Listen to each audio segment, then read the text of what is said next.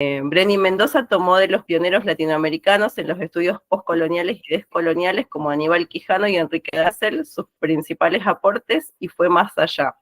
Ha incorporado la cuestión del género y con ello ha abierto un nuevo campo de estudio. Colonialidad, género y democracia son temas que forman parte de sus reflexiones. Hoy nos va a compartir sobre la colonialidad de la democracia, una crítica a la democracia liberal. Muy buenas tardes. Para mí realmente es un gran honor de estar aquí con ustedes. Quiero agradecerle a CODECA, Comité de Desarrollo Campesino de Guatemala, y a Viayala Soberana, que me gusta mucho ese nombre, por darme esta oportunidad pues, de estar con ustedes hoy. Un saludo pues entonces a los pueblos de Guatemala, desde Honduras, o sea, yo soy hondureña, pero les hablo desde California. Bueno, sí voy a tener que hacer un par de correcciones a la presentación y muchas gracias por esa presentación. Pero una es que ya no soy la directora, me estoy jubilando. La verdad es que no sé qué son estos de los feminismos arcoíris. No estoy muy segura. De todas maneras, que yo sepa, no pertenezco a ningún movimiento que se llame de feminismos arcoíris. Ahí me contarán después de dónde es que salió este nexo mío con el feminismo arcoíris. Bueno, como se dijo en la presentación, yo lo que les voy a hablar es de la colonialidad de la democracia y desde una perspectiva crítica de la democracia liberal, ¿no? O sea, es un término que yo vengo pensando y tratando de desarrollar así a través de los años y que lo he ido desarrollando en distintos escritos, y lo que yo he hecho para hoy es tratar pues de juntar algunas ideas y bueno, para que estén en un solo lugar las ideas, espero y sencillamente dar como los conceptos básicos, las ideas básicas alrededor de la colonialidad de la democracia. En ese sentido, lo que quiero es responder como a 4 preguntas, ¿no? En la manera en que yo he organizado mi presentación para hoy. Una es, pues, la pregunta es ¿qué es la democracia liberal? ¿No? Lo otro es ¿qué es la colonialidad de la democracia? La tercera pregunta sería ¿cómo se ocultan los fundamentos coloniales de la democracia liberal dentro de la historiografía occidental o occidentalizada, ¿no? También, ¿y cómo ha logrado sostenerse la democracia liberal pese a sus raíces, ¿no? En la colonialidad y pese a tener fundamentos pues no democráticos? Pues alrededor de esas 4 preguntas es que voy a como a hilar mis ideas. Bueno, cuando yo hablo de la democracia, por supuesto que me estoy refiriendo a la democracia liberal occidental, ¿no? Y que es un modelo político que los teóricos políticos de Occidente, pero no solamente en nuestras universidades, en las cátedras de ciencias políticas se enseña igual, ¿no? La democracia liberal es siempre presentada pues como el único y mejor sistema de gobernanza, ¿no? De la historia del mundo, y no estoy exagerando, ¿no? O sea, como que dentro de toda la historia de la humanidad y las distintas formas de gobernanza que han habido, la democracia liberal es pues el mejor sistema. Y es un sistema, ¿no? Que se considera de tal grado de perfección, ¿no? Que se considera, pues, incomparable, ¿no? E insuperable, ¿no? O sea, casi está más allá de la crítica. Y esto es interesante porque incluso teóricos políticos de izquierda, marxistas o neomarxistas, como Chantal Mouffe, por ejemplo, una francesa, que escribía con Ernesto Laclau, un argentino. Ella, por ejemplo, últimamente ha reconocido, ¿no? Algunas de las limitaciones que puede tener la democracia liberal. Sin embargo, después de varias idas y vueltas, termina, ¿no? Igual que los no marxistas, concluyendo de que la democracia liberal sigue siendo pues el sistema democrático, el sistema político mejor, que es el mejor que se ha tenido, el que se tiene, y lo único que se necesita pues quizás es hacerle unas cuantas ahí, reparaciones, adaptaciones y integrar, ¿no?, todo lo que ha quedado excluido, ¿no?, de la democracia liberal. O sea que la democracia liberal es un sistema que es bien difícil de criticar y es casi un tabú, ¿no? O sea, ¿quién no está con la democracia, ¿no? Y, y que no hay ningún otro sistema mejor que este, o sea, que con este nos tenemos que quedar, ¿no? Y como entonces, ¿no?, la democracia liberal se vuelve como la vara, ¿no?, con la que se mide todos los demás sistemas políticos que se tratan de establecer o que han habido en el pasado. O sea que hasta el día de hoy, pues, no hay mucho lugar dentro de los debates, ¿no?, para realmente presentar y pensar otras alternativas, ¿no? Porque todo lo que no es democracia liberal no es considerado autoritarismo, despotismo, tiranía, o sencillamente como una especie de misticismo indígena, ¿no?, que solo puede existir en pequeñas bandas o en sociedades muy, muy, muy pequeñas, ¿no? Bueno, es tan arraigada esta idea de la perfección de la democracia liberal, ¿no?, que está tan arraigada en Occidente que, como hemos presenciado una y otra vez más, ¿no?, la democracia libre se comete en una serie de atropellos, ¿no?, en el mundo no occidental, ¿no?, en nombre, pues, de la democracia.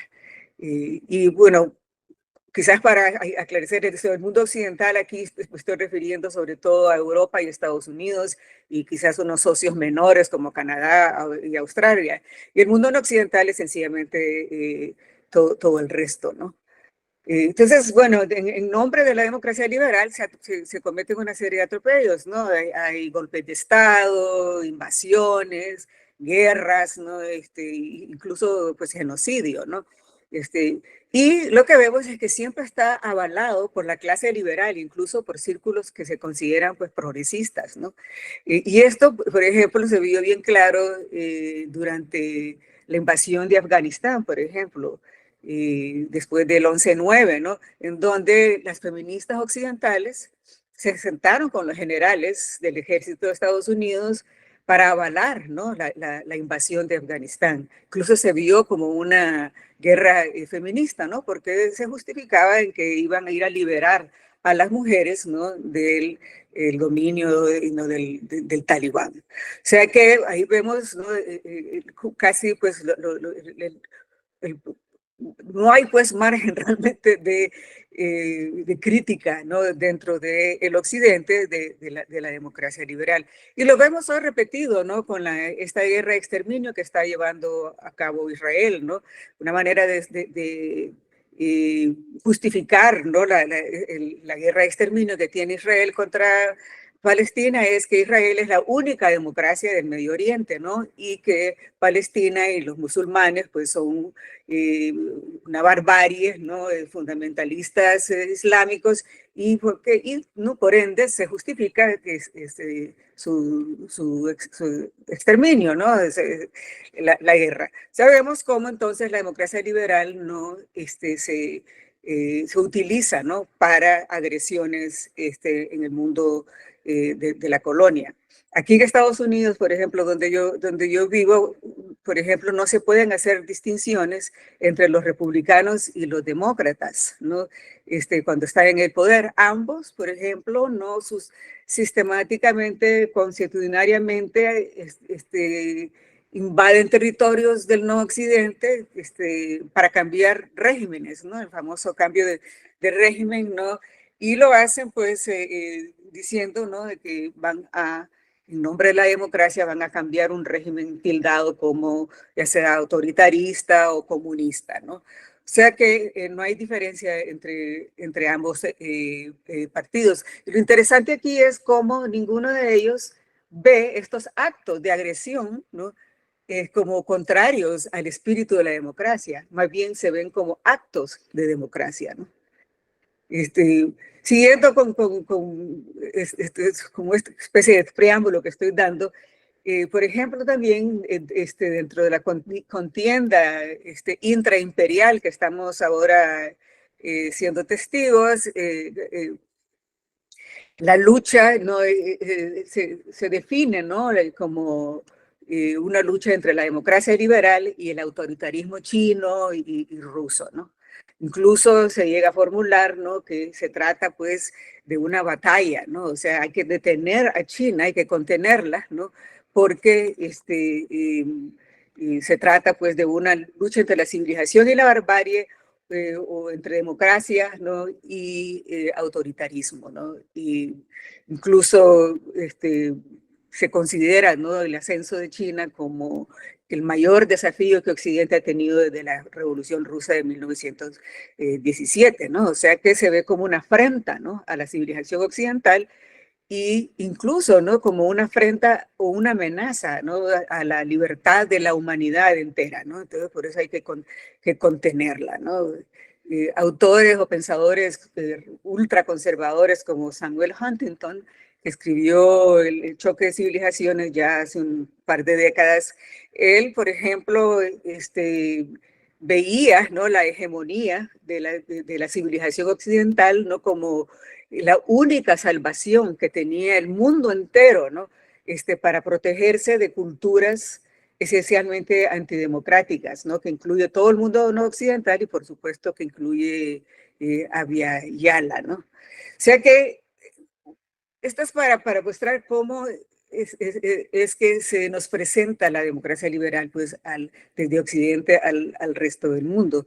Pero, ¿qué es en sí, ¿no? La democracia liberal? ¿Cómo es que es definida, ¿no? La democracia liberal por los demócratas liberales, ¿no? Por los occidentales. Bueno, la ciencia política occidental, ¿no?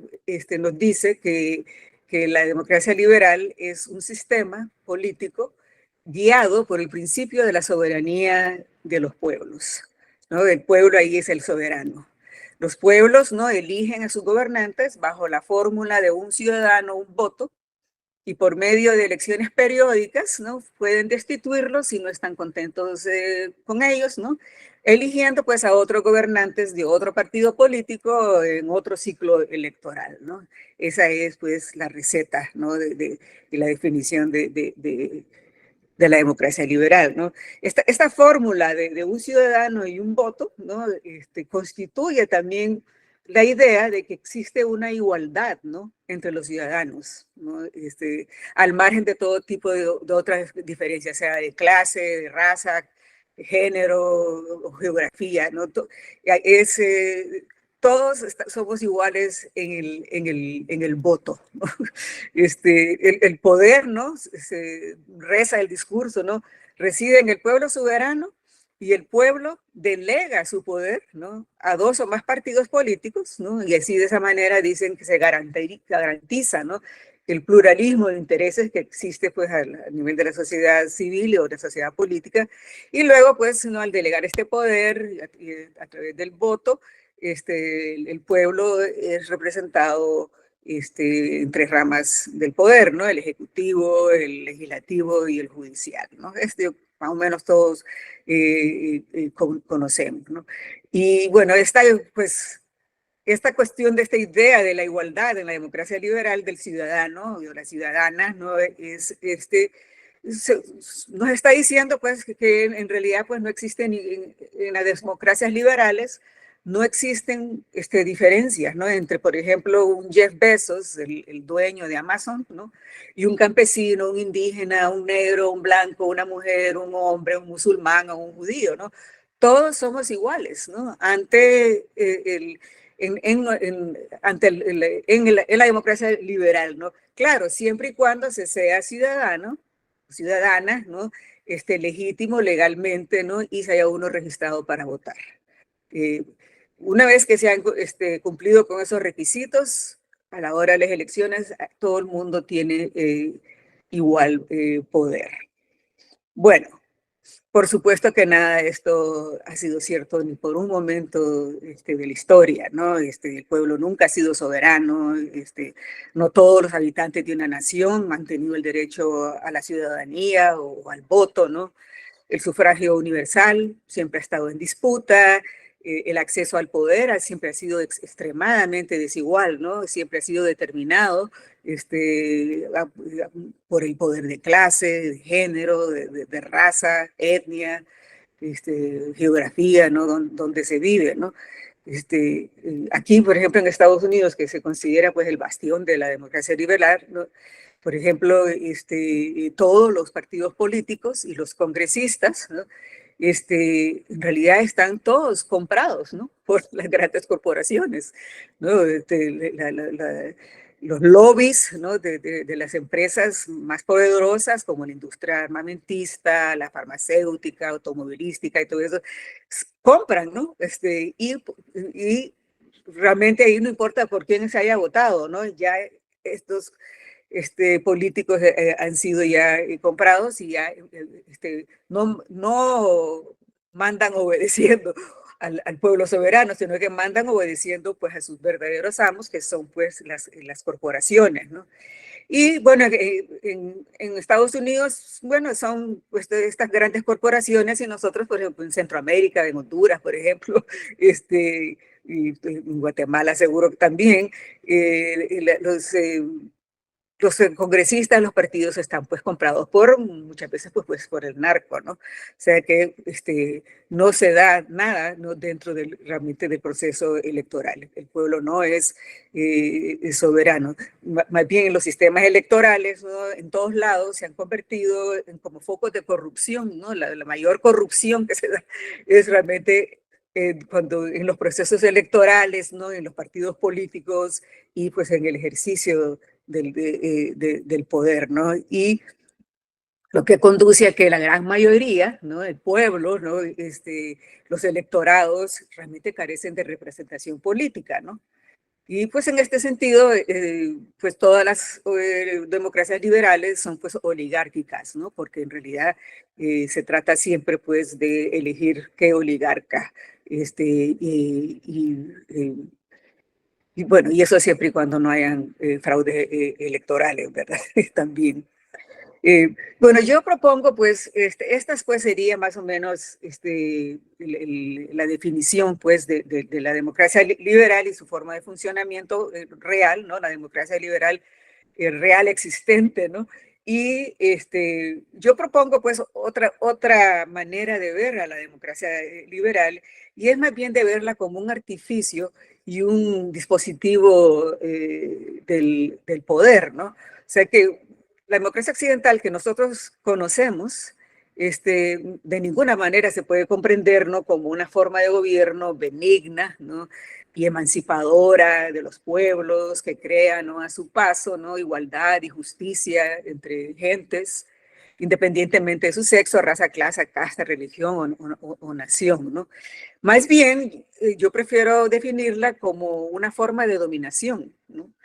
Que históricamente, ¿no? Se constituyó a partir de la usurpación de territorios y los derechos de la gente del mundo, a través de guerras coloniales, la destrucción violenta, ¿no? De otras formas de gobierno y organización social, muchas veces mucho más igualitarias, ¿no? Como se daba en el momento de la conquista, ¿no? Que se encontraron otras formas de convivencia política, pero que fueron destruidas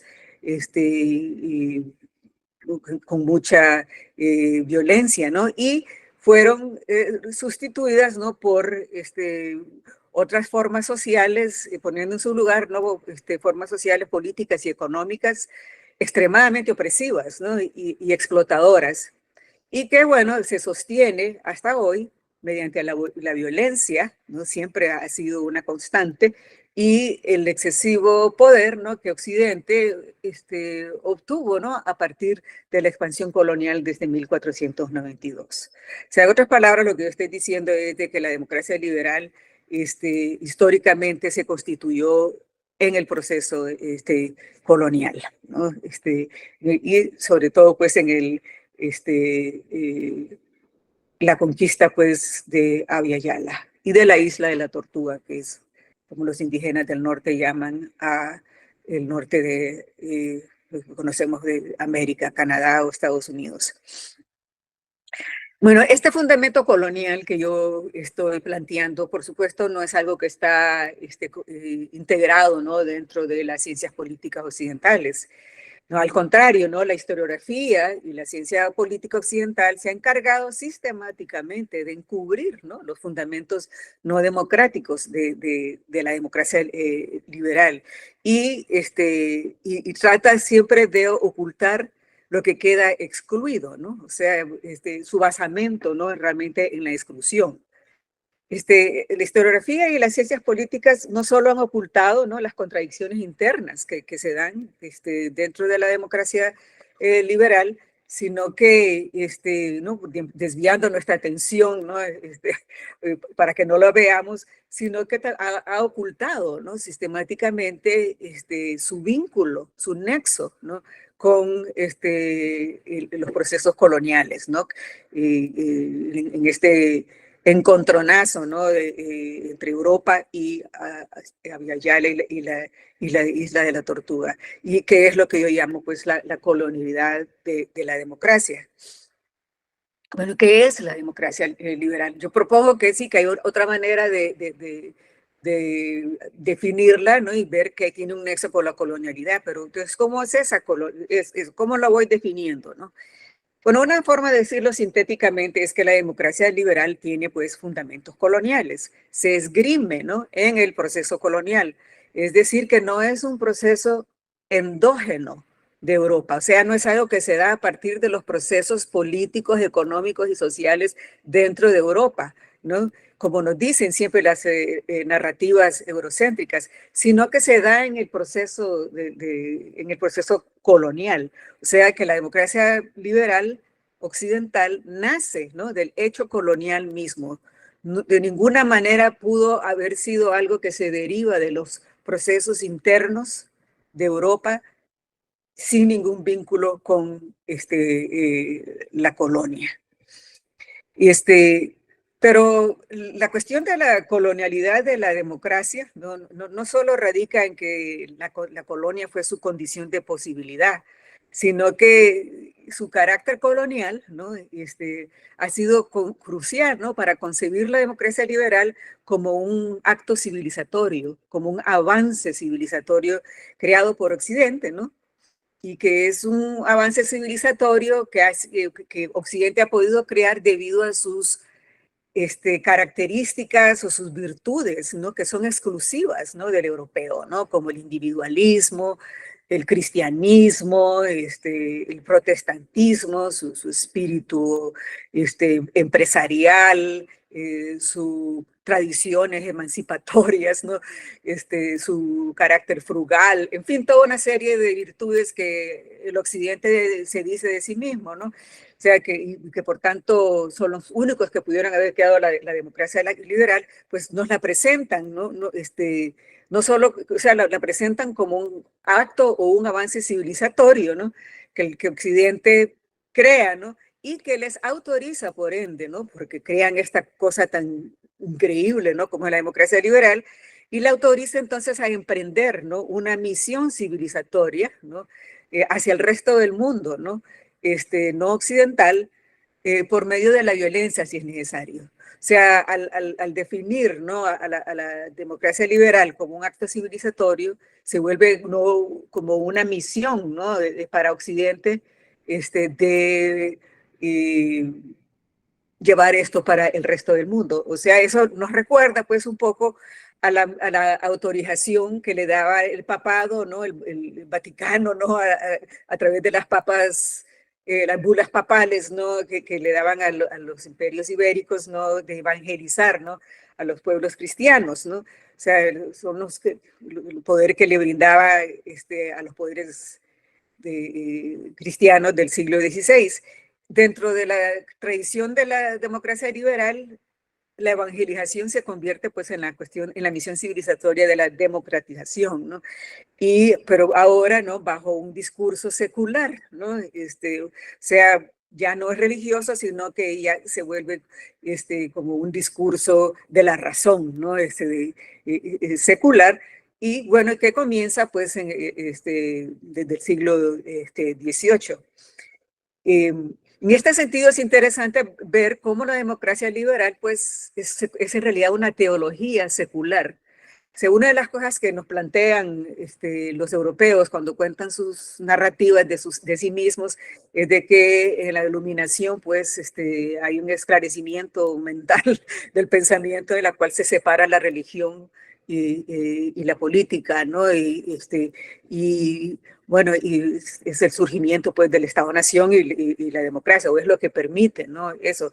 Pero en realidad lo que vemos es en realidad todo lo contrario. La democracia liberal es una especie de teología liberal, funciona, ¿no? Como una teología nada más que como un vocabulario, un lenguaje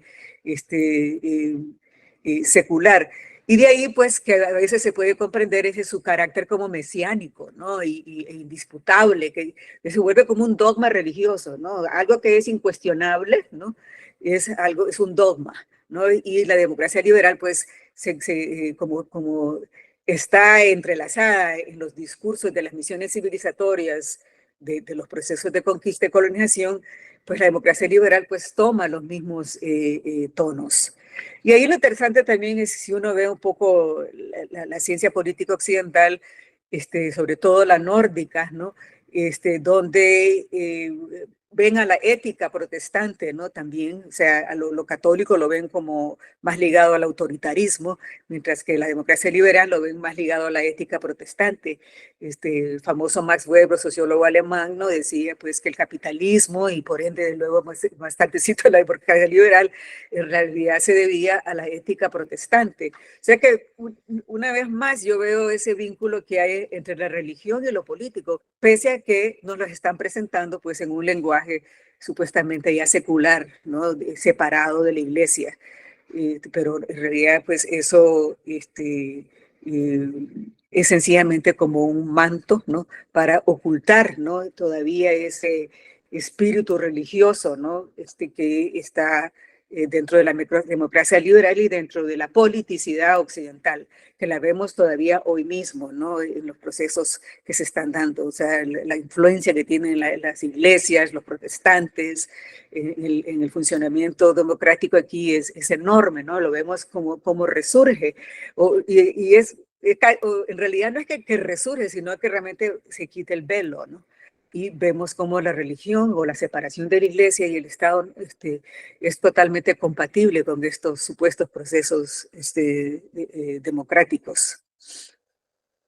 Ahora bien, ¿cómo es que la democracia, cómo es que se ocultan, ¿no? Los fundamentos coloniales de la democracia liberal dentro de la historiografía occidental y dentro de las ciencias políticas? ¿Por qué es que nunca se habla de la democracia liberal como algo que tiene que ver, ¿no? Con los procesos coloniales, con esa historia colonial que tiene Europa desde 1492? ¿Por qué es que se pueden contar y hacer narrativas de Europa en las cuales se borra, ¿no? Totalmente esa parte de la historia, ¿no?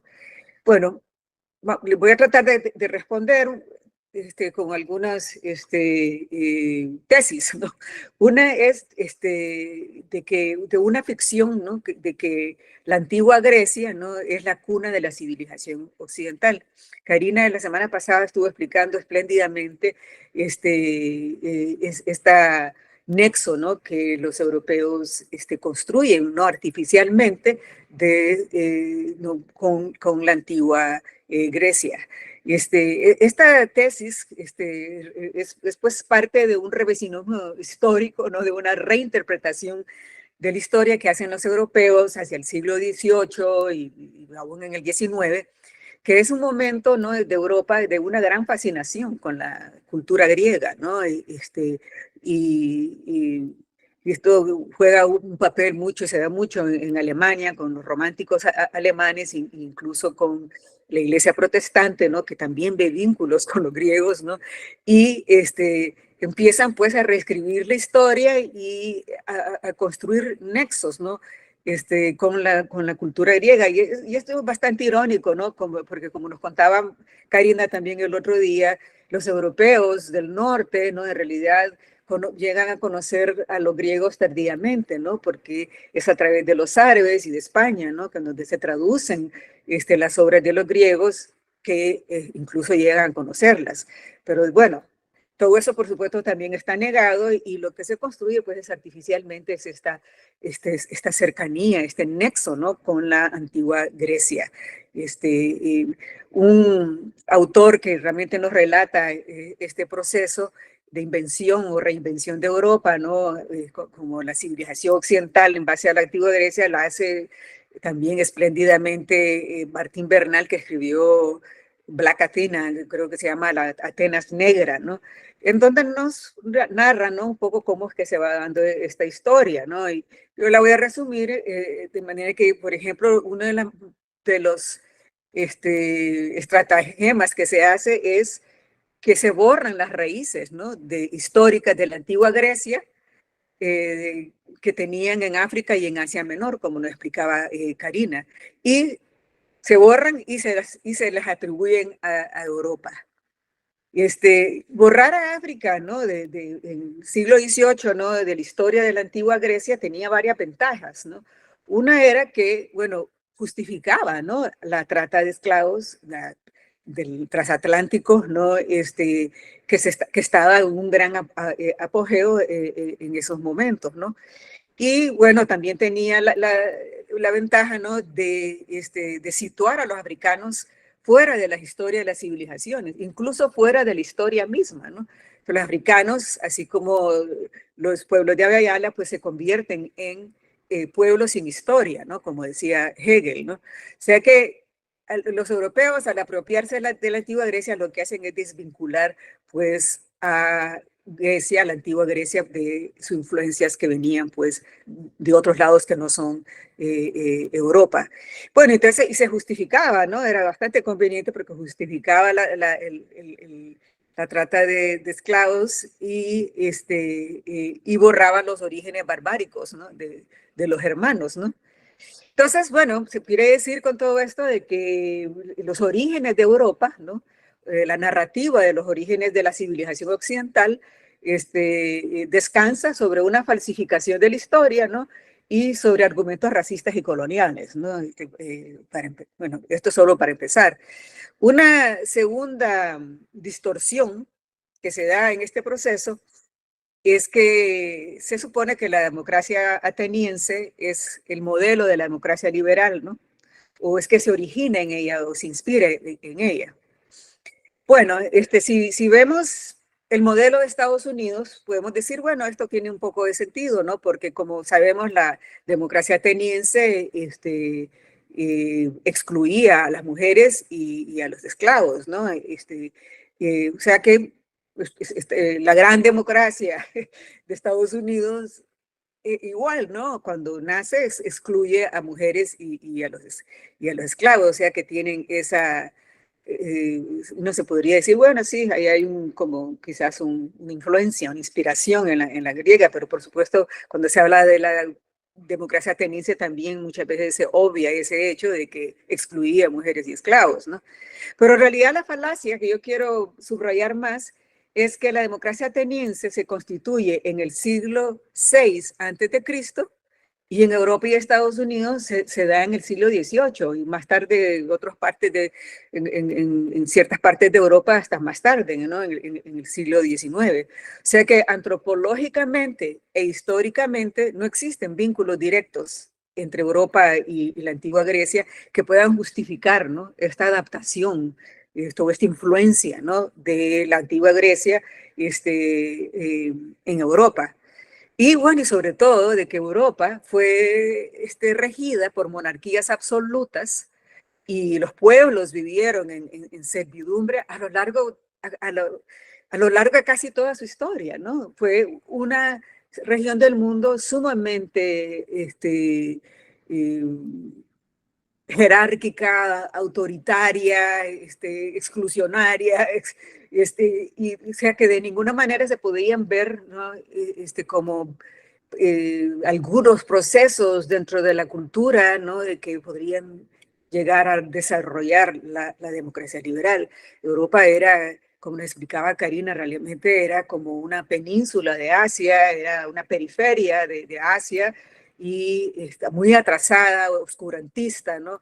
En guerra perpetua, debatiéndose por siglos con pandemias, la peste negra, en fin, y en permanentes guerras en las cuales se masacraban de manera impresionante. Entonces, bueno, esta construcción de estos vínculos pues no encajan, ¿no?, con las estructuras políticas de poder y sociales de Europa, pero sí existieron vínculos con las civilizaciones indígenas de Abya Yala y la Isla de la Tortuga, que tenían sus propias tradiciones, ¿no?, democráticas, que en la mayoría de los casos, ¿no?, eran mucho más justas e igualitarias que las del modelo griego o la que tenía la experiencia europea. O sea, cuando nacen las ideas de democracia o las supuestas revoluciones de la democracia, Europa, con quien ha tenido un contacto directo, ha sido con los pueblos indígenas de Abya Yala y la Isla de la Tortuga. En este libro de Amanecer de Todo, de Greber y Wengrow, pero muchos historiadores, incluso antes que ellos, nos narran, ¿no?, cómo los europeos, cuando llegaron a estas tierras, ¿no?, encontraron tradiciones de convivencia política, muy distintas a las que ellos conocían, y a lo largo y ancho, ¿no?, de América, y los presentaban con modelos sociales y políticos que jamás habían soñado, ¿no?, y con ideas de igualdad, ¿no? O sea, eso es muy interesante la discusión que tienen estos autores de la idea de igualdad, ¿no? Como de dónde proviene la idea de igualdad. Los europeos nos dicen que viene de sus virtudes, de su cultura, ¿no? Pero estos autores, Greber y Wengrow, nos explican muy bien de cómo esta idea de igualdad más bien proviene de las propias conversaciones que los europeos tienen con los indígenas de América. Él se refiere sobre todo al norte de América, pero sabemos muy bien que también se dan en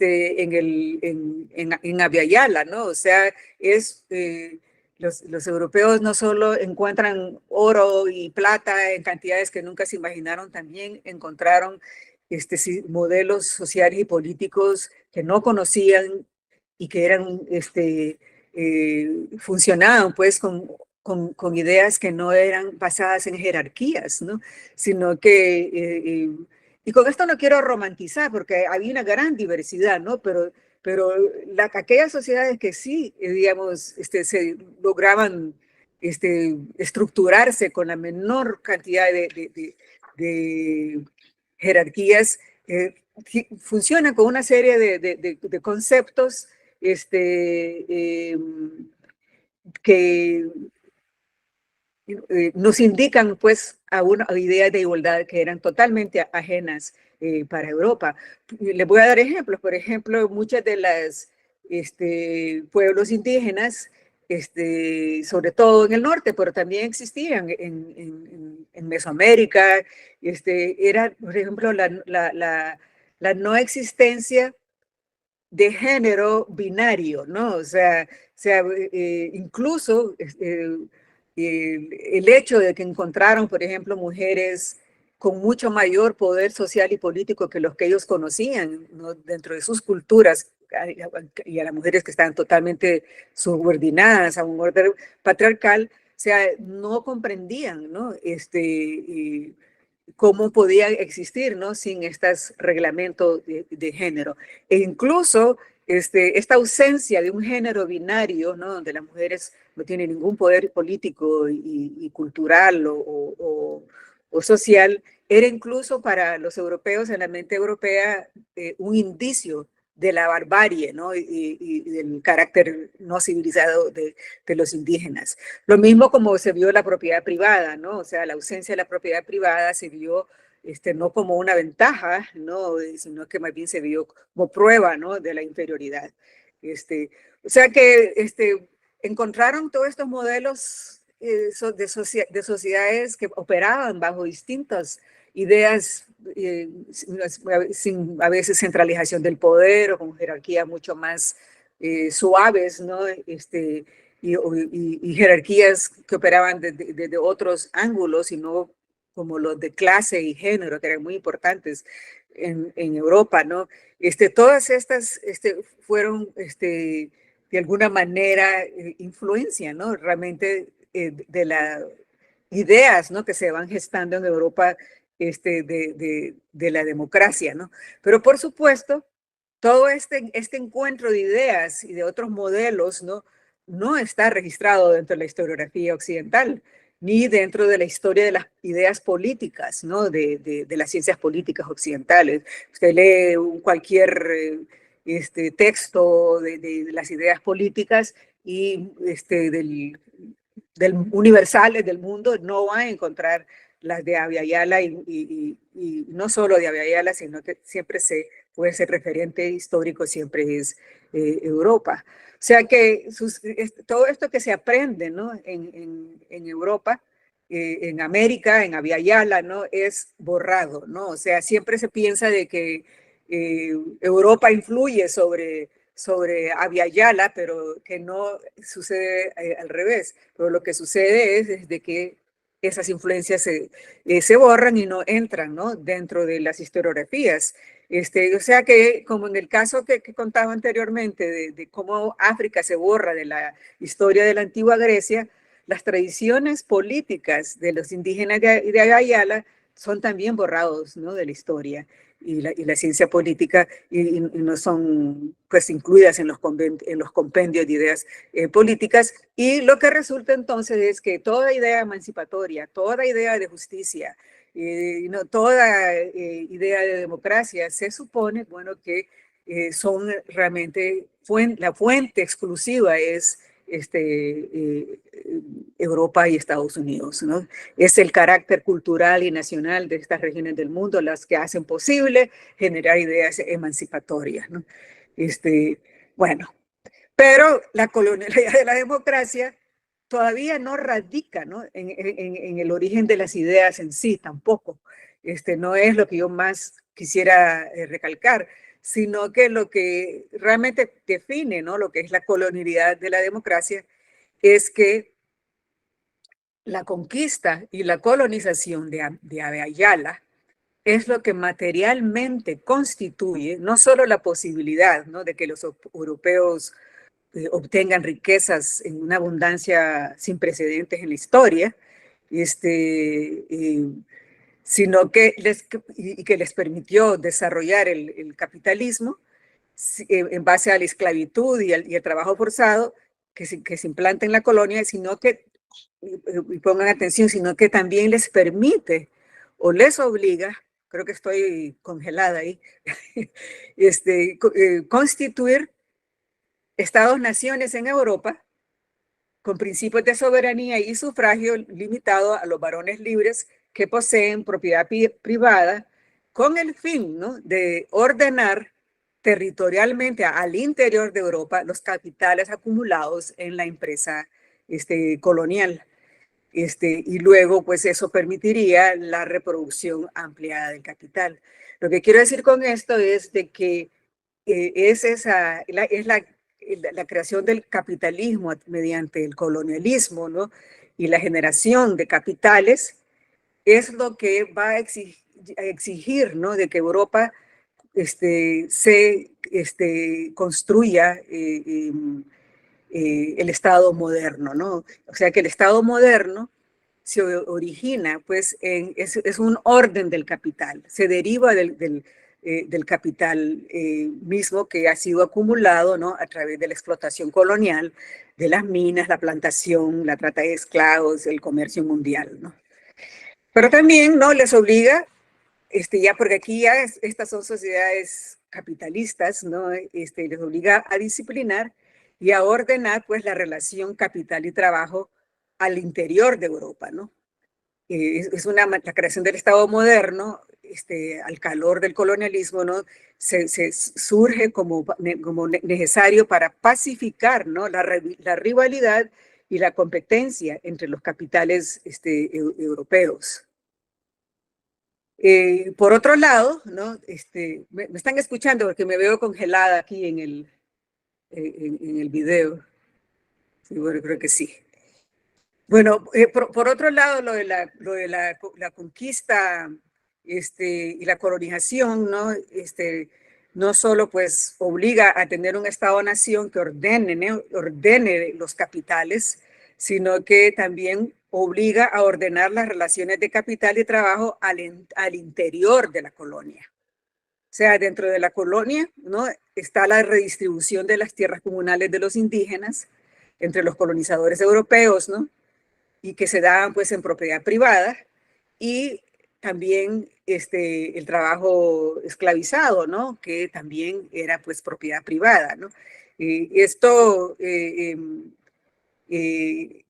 es también lo que hace posible, ¿no? Al capitalismo, pero hace también necesario, ¿no?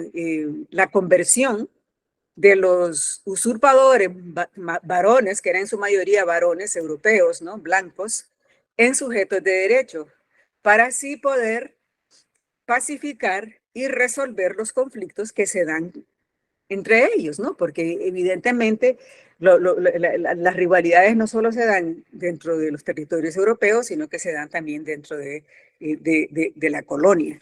O sea que era necesario, para ordenar las relaciones dentro de la colonia, pues se necesitaba concebir una especie de pacto o contrato social, ¿no? Entre los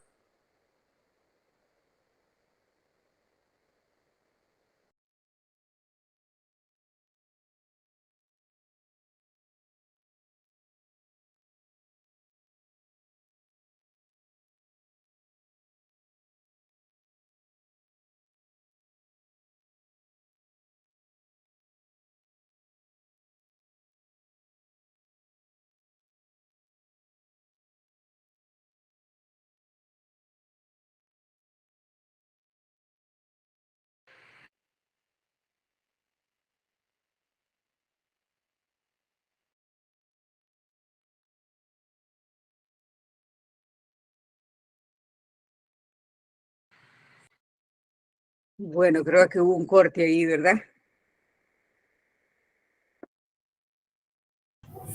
Sí, les Bueno, pedimos voy a paciencia continuar, porque ¿me sí, escuchan? se cortó la transmisión. Sí, sí, se Bueno, escucha perfecto. ok, perfecto. Bueno, lo que estaba diciendo era que se necesitaba también ordenar las relaciones al interior de la colonia, ¿no? Se necesitaba como un pacto social, un contrato social que es entre los colonizadores, ¿no? Que justificaran su presencia, ¿no? En esos territorios ajenos, ¿no? El robo de las tierras y pues ordenar a las relaciones entre ellos, ¿no? Y sobre todo, ¿no? Que garantizara la exclusión de indígenas y la gente esclavizada de cualquier reclamo de tierras, libertad y derechos. O sea que las ideas democráticas y los procesos, ¿no? Que van llevando a la Revolución Americana, ¿no? Y a la pues, constitución de la democracia liberal, ¿no? Realmente pues nace de esta sociedad colonial que se va construyendo en base pues a un contrato social entre los colonizadores blancos hombres y pues un pacto social que debía de garantizar pues la exclusión de cualquier reclamo de las tierras de los indígenas, ¿no? Por ejemplo, se decía de que esas tierras nunca fueron privadas y por lo tanto nunca le pertenecieron a ellos, ¿no? O sea, que robarle las tierras a los indígenas no constituía un robo porque ellos nunca fueron los propietarios, ¿no? Los esclavizados eran pues, no eran seres humanos y bueno, entonces todos estos argumentos había que, eran argumentos para excluirlos, ¿no? De cualquier reclamo de tierras, derechos o libertad. Por ende, la ocupación de las tierras indígenas y la economía esclavista formaron el sustrato, ¿no? Y el fundamento no solo del capitalismo y del Estado moderno, sino que de la democracia liberal. O sea que por definición, ¿no? La colonia es como la exterioridad, ¿no? De la democracia liberal. en sentido de que no es que está fuera, sino que necesita estar afuera, excluida, para que funcione la democracia liberal, para que funcione pues para lo que fue creada, para crear privilegios y justificar pues la colonia, ¿no? La conquista y la colonización. O sea que la exclusión, ¿no? de la colonia, de los colonizados y colonizadas, pues es una como precondición, y la condición de posibilidad, ¿no? de la figura del Estado moderno, la figura del ciudadano y la democracia liberal. Por eso, en muchos sentidos, y sobre todo pensando desde Estados Unidos o Europa, donde más se tejen estas ideas, es que sin el esclavo pues no hay tal ciudadano. O sea que una de las cosas que yo puedo concluir con esto es de que dentro de la teoría descolonial, por ejemplo, siempre se afirma, ¿no? de que sin colonialismo no hay capitalismo. Pues yo agrego, ¿no? de que sin colonialismo tampoco no hay democracia liberal. Bueno, voy a resumir ahorita, ¿no? Sin una colonización, ¿no? En base a una lógica de exterminio, la anexión de vastos territorios, y la explotación de sus superabundantes riquezas naturales, la esclavitud y el trabajo forzado de la masa indígena, ¿no? Y sin una masa desposeída, carente de estatus humano, sin un sistema económico que concentre la riqueza en los colonizadores europeos, incluso sin la rivalidad colonial entre católicos y protestantes, no se habría podido desestabilizar el papado, ni la monarquía, separar la iglesia del Estado, secularizar el poder político, ni establecer un régimen que ordenara la propiedad privada del saqueo de las tierras, de las minas y todos los tesoros que fueron sacándose, que fuera ordenando pues los capitales amasados entre los distintos grupos empresariales de los emergentes poderes coloniales, ni se hubiera podido constituir pues por ende estados modernos y democracias liberales. O sea que toda esta triunfos de cuales Europa y Estados Unidos les gusta, se sienten muy orgullosos, ¿no? En realidad, pues, son todos sistemas que se originaron, pues, en la situación colonial, en el hecho colonial. O sea que todo esto, ¿no? Lo que quiero decir es que para que todos estos procesos se pudieran llevar a cabo y llevar adelante en forma más o menos ordenada, era necesario demarcar territorios y crear fronteras, ¿no? Había que crear estados-naciones, habría que crear la idea de una nación, ¿no? Y una nacionalidad, limitados a un pueblo, ¿no? A una lengua, a una religión, a un dios, a una cultura, ¿no? O sea, todo es mono, ¿no? Nada de plurinacional aquí, aquí esto se establece, ¿no? De manera que es un sistema de exclusión, ¿no? O sea, se crean todas estas barreras y fronteras y todo eso para que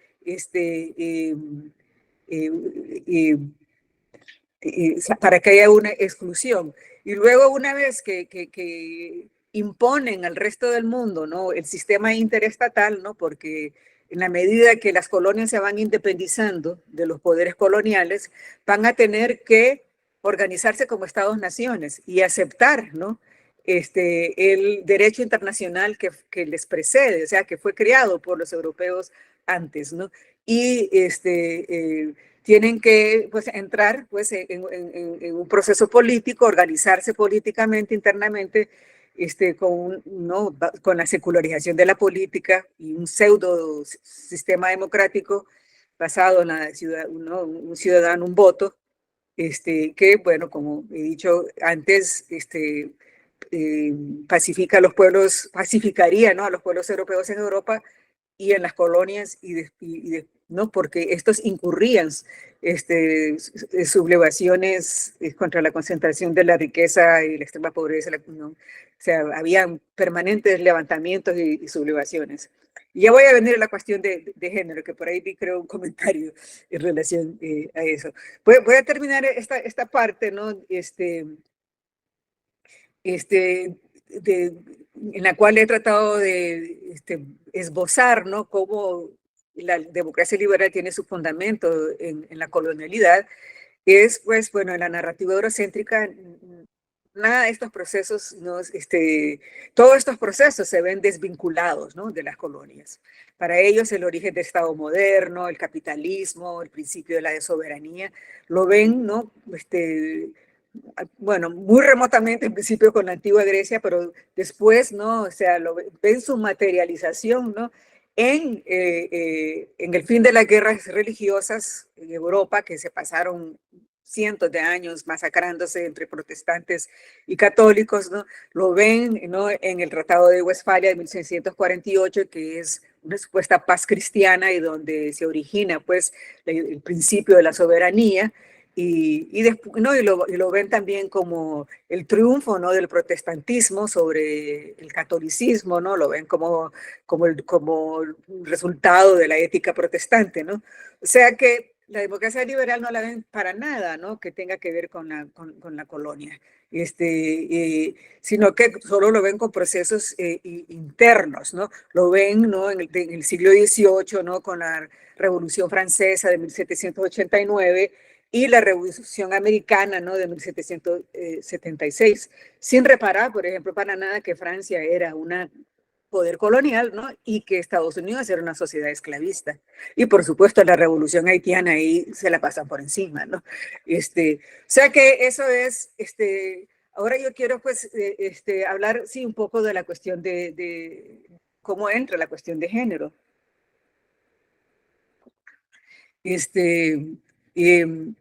La última pregunta, pues, que quiero responder es cómo se logra sostener, ¿no?, la democracia liberal pese a sus raíces, ¿no?, en la colonialidad y sus fundamentos, ¿no?, democráticos, ¿no?, porque estas son sociedades colonialistas y esclavistas, ¿no?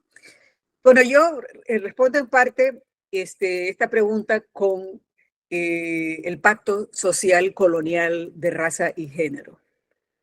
Yo en lo que he escrito, ¿no?, he hablado de los debates sobre el contrato social, ¿no?, de Hobbes y de Locke, ¿no? Y incluso pues el contrato sexual de Carol Paiteman, ¿no? He hablado de toda una serie de los debates y la crítica, ¿no?, al contrato social, ¿no?, que incluye, por ejemplo, el contrato sexual de Carol Paiteman, el contrato racial de Charles Mills, que es un filósofo jamaiqueño que murió hace poco en realidad, el contrato colonial de Robert Nichols, un investigador indígena de Norteamérica, y el contrato postcolonial de Christina Kittins, una politóloga norteamericana. No me voy a meter ahorita en estos debates, pero sí quiero hablar de un entramado, ¿no?, de pactos sociales que se dan en la condición colonial, ¿no?, y que son pues las condiciones que el entramado de pactos sociales como que conforma, ¿no?, las condiciones en que la democracia liberal pues se desarrolla y que ha tenido que mantener, ¿no?, para poder sostenerse a través del tiempo. La historiografía y la ciencia política occidental no solo ha sido eurocéntrica, ¿no?, y racista y colonial, también ha sido profundamente heteropatriarcal, ¿no? Por ejemplo, el papel que juega la violencia sexual, ¿no?, como herramienta, ¿no?, de exterminio y dominación colonial ha sido borrada totalmente de la historia colonial, ¿no? O sea, la forma en que para expropiar y robar las tierras a los indígenas, ¿no?, se dio a partir, ¿no?, de lo que ellos llaman la lógica de eliminación, y la lógica de eliminación pues dependía pues de violaciones sexuales masivas, ¿no?, de las mujeres indígenas, y de ahí se va reproduciendo eso en la esclavitud, con la violencia hacia la mujer esclavizada, ¿no?, que es violada sistemáticamente por su propietario, ¿no?, en el cual termina los hijos que salen de esas uniones nacen esclavos, son expropiadas, incluso el esclavista hasta viola a sus propias hijas, ¿no? O sea, la violación sexual es algo una piedra angular, ¿no? De los procesos coloniales, pero también están totalmente obviados de estas historias. Incluso, ¿no? Dentro de las historiografías decoloniales, la cuestión de género y la cuestión de la violación sexual no juega, no tiene el papel que debería de tener, y por ende, pues no contamos las historias, incluyendo todo esto, en qué papel juegan, ¿no? en la formación, ¿no? del sistema moderno colonial capitalista, heteropatriarcal, ¿no? Y por supuesto el papel que juegan dentro del desarrollo de la democracia liberal. Entonces, obviamente, ¿no? que si queremos tener la historia más o menos completa, porque es que las historias nunca se acaban de contar, es importante ver la parte, la cuestión de género y la patriarcalización, ¿no? ¿Qué papel jugaron en la constitución de la democracia liberal? Karina, la semana pasada explicaba espléndidamente también cómo se dan los procesos de patriarcalización, ¿no? en Abya Yala. Yo quisiera solo agregar, ¿no? de que, que la patriarcalización en sí no es una imposición, ¿no? del sistema binario de género. De lo que se trata en realidad es de la negación del estatus de género a la gente de la colonia. Y esto se da no solamente a las mujeres, sino que también a los hombres, a los varones. Lo que vemos es un proceso de desgenerización. No es que se viene y se implanta el sistema de género binario a la colonia. Como nos ha explicado María Lugones, pero antes que María Lugones ya lo habían hecho realmente afroamericanas como Hortense Spiller, ¿no? Nos hablan de cómo las personas esclavizadas o las personas indígenas no eran sujetos de género, o sea, no se veían como mujeres o como hombres. La feminidad y la masculinidad no era atribuible para ellos porque se veían como bestias. Se reducían, pues, Hortense Spiller lo dice, a la carne. Eran personas que eran deshumanizadas y bestializadas y por tanto no tenían género. En la colonia, pues, no había humanidad, ¿no? Pese a todos los debates de Valladolid y el otro, todo eso hacia allá en las Américas era obviamente obviado, ¿no? No había humanidad y no había género. Había racialización, ¿no? Pero había una desgeneración. No se les aplicaba, ¿no? Género. Esta deshumanización, ¿no? de tanto de hombres como de mujeres de la colonia, lo que significó dentro del sistema político y el desarrollo de la democracia liberal es pues su exclusión, ¿no? dentro del sistema político. O sea, como gentes de la colonia no tienen en principio derecho a la ciudadanía, no tienen derecho al voto ni a ser elegidos para un cargo oficial. Incluso no tienen derecho a vivir en democracias liberales. Véanse bien cómo sistemáticamente todo país de Abya Yala, por el tercer mundo, que logra, digamos, construir, pues aunque sea una democracia liberal, inmediatamente son derrocados esos gobiernos, ¿no? O sea, porque deben de permanecer en la exterioridad de los derechos civiles y de la democracia liberal. Como seres deshumanizados, desgenerizados, racializados, ¿no? O racializadas, están fuera del ámbito humano y están fuera del ámbito social y están fuera del ámbito político. Ahora bien, miren, lo curioso es que para poder participar en el sistema político de la democracia liberal, ¿no? hay que reclamar, ¿no? En primer lugar, el estatus humano, un estatus de humano. Si ustedes se fijan en los años 60 aquí en Estados Unidos, cuando por la lucha por los derechos civiles de los negros, los hombres caminaban con un rótulo que decía soy un hombre, ¿no? Las mujeres negras y luchaban, ¿no?, por ser reconocidas como mujeres, ¿no?, como se luchaba por lo que se llama la respetabilidad, ¿no? O sea que para poder participar en estos procesos, primero entonces había que reclamar un estatus de ser humano. Una vez que se obtiene el estatus de ser humano, entonces el segundo paso es que hay que establecer un régimen heteropatriarcal, ¿no?, dentro de las propias comunidades colonizadas. O sea, dentro de todos estos procesos lo que hay es una interiorización del sistema de género, que interesantemente, y ahorita lo estoy pensando, más bien lo hacen más las propias comunidades que lo que se impone tanto de afuera, porque de afuera lo que se impone es la deshumanización. Pero para poder salir de ese estatus, hay que conseguirse ese estatus de humano y de género, ¿no? De hombre o de ser hombre o de ser mujer, ¿no?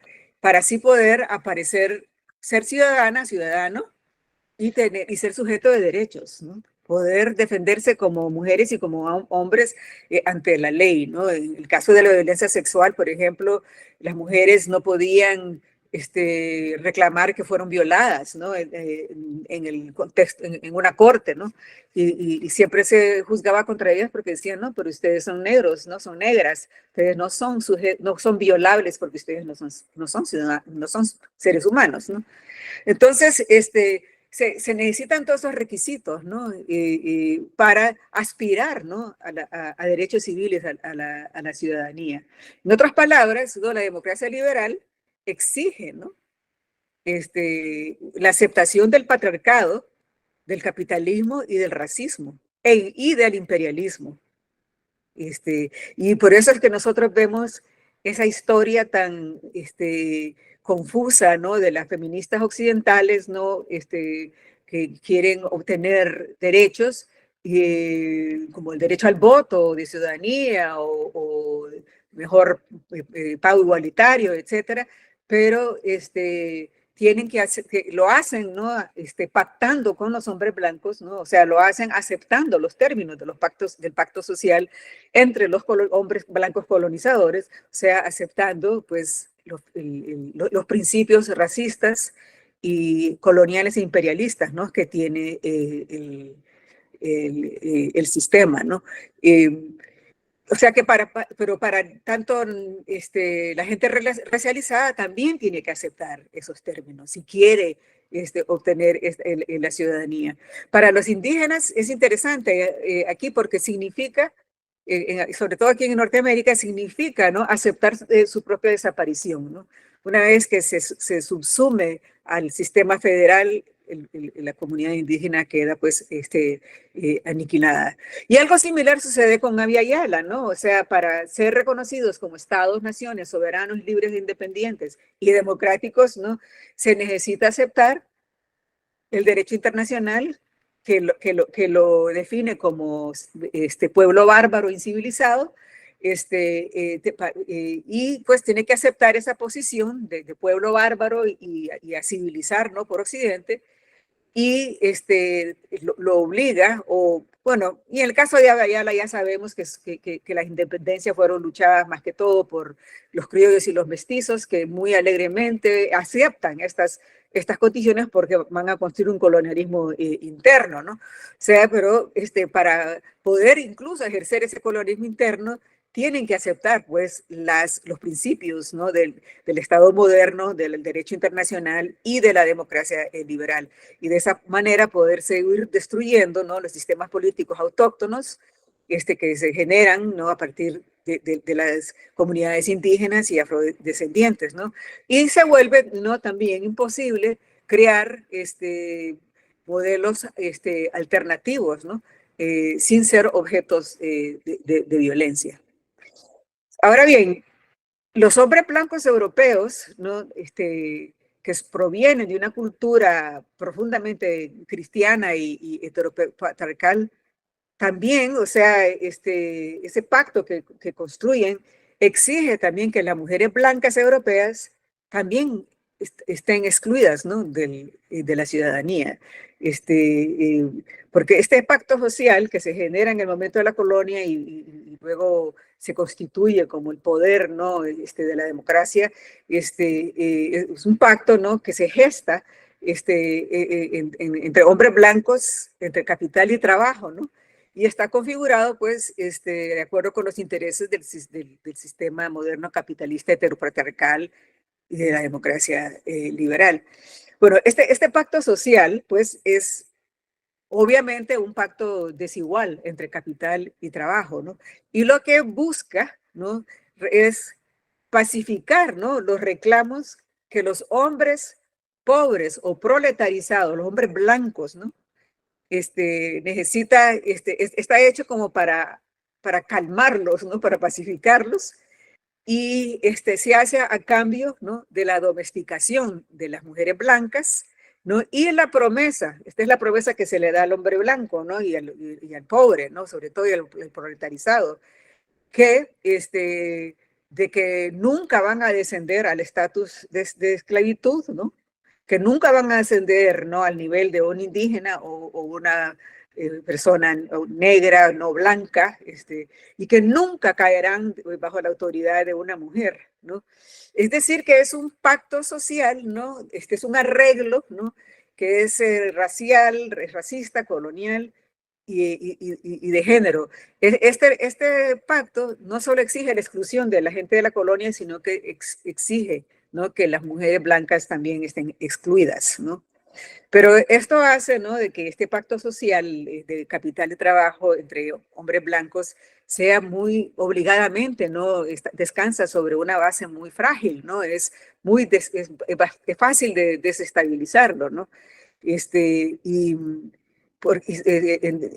y esto lo vemos dentro del capitalismo y la democracia liberal, ¿no? O sea, porque cada vez, ¿no? que el capitalismo, por ejemplo, se vuelve rapaz, ¿no? Y se concentra cada vez más la riqueza, o entra en esas crisis cíclicas que tiene el capitalismo, lo que se ven, ¿no? Es de que se sublevan, pues, los hombres pobres, ¿no? Entonces ahí se desestabiliza el sistema, ¿no?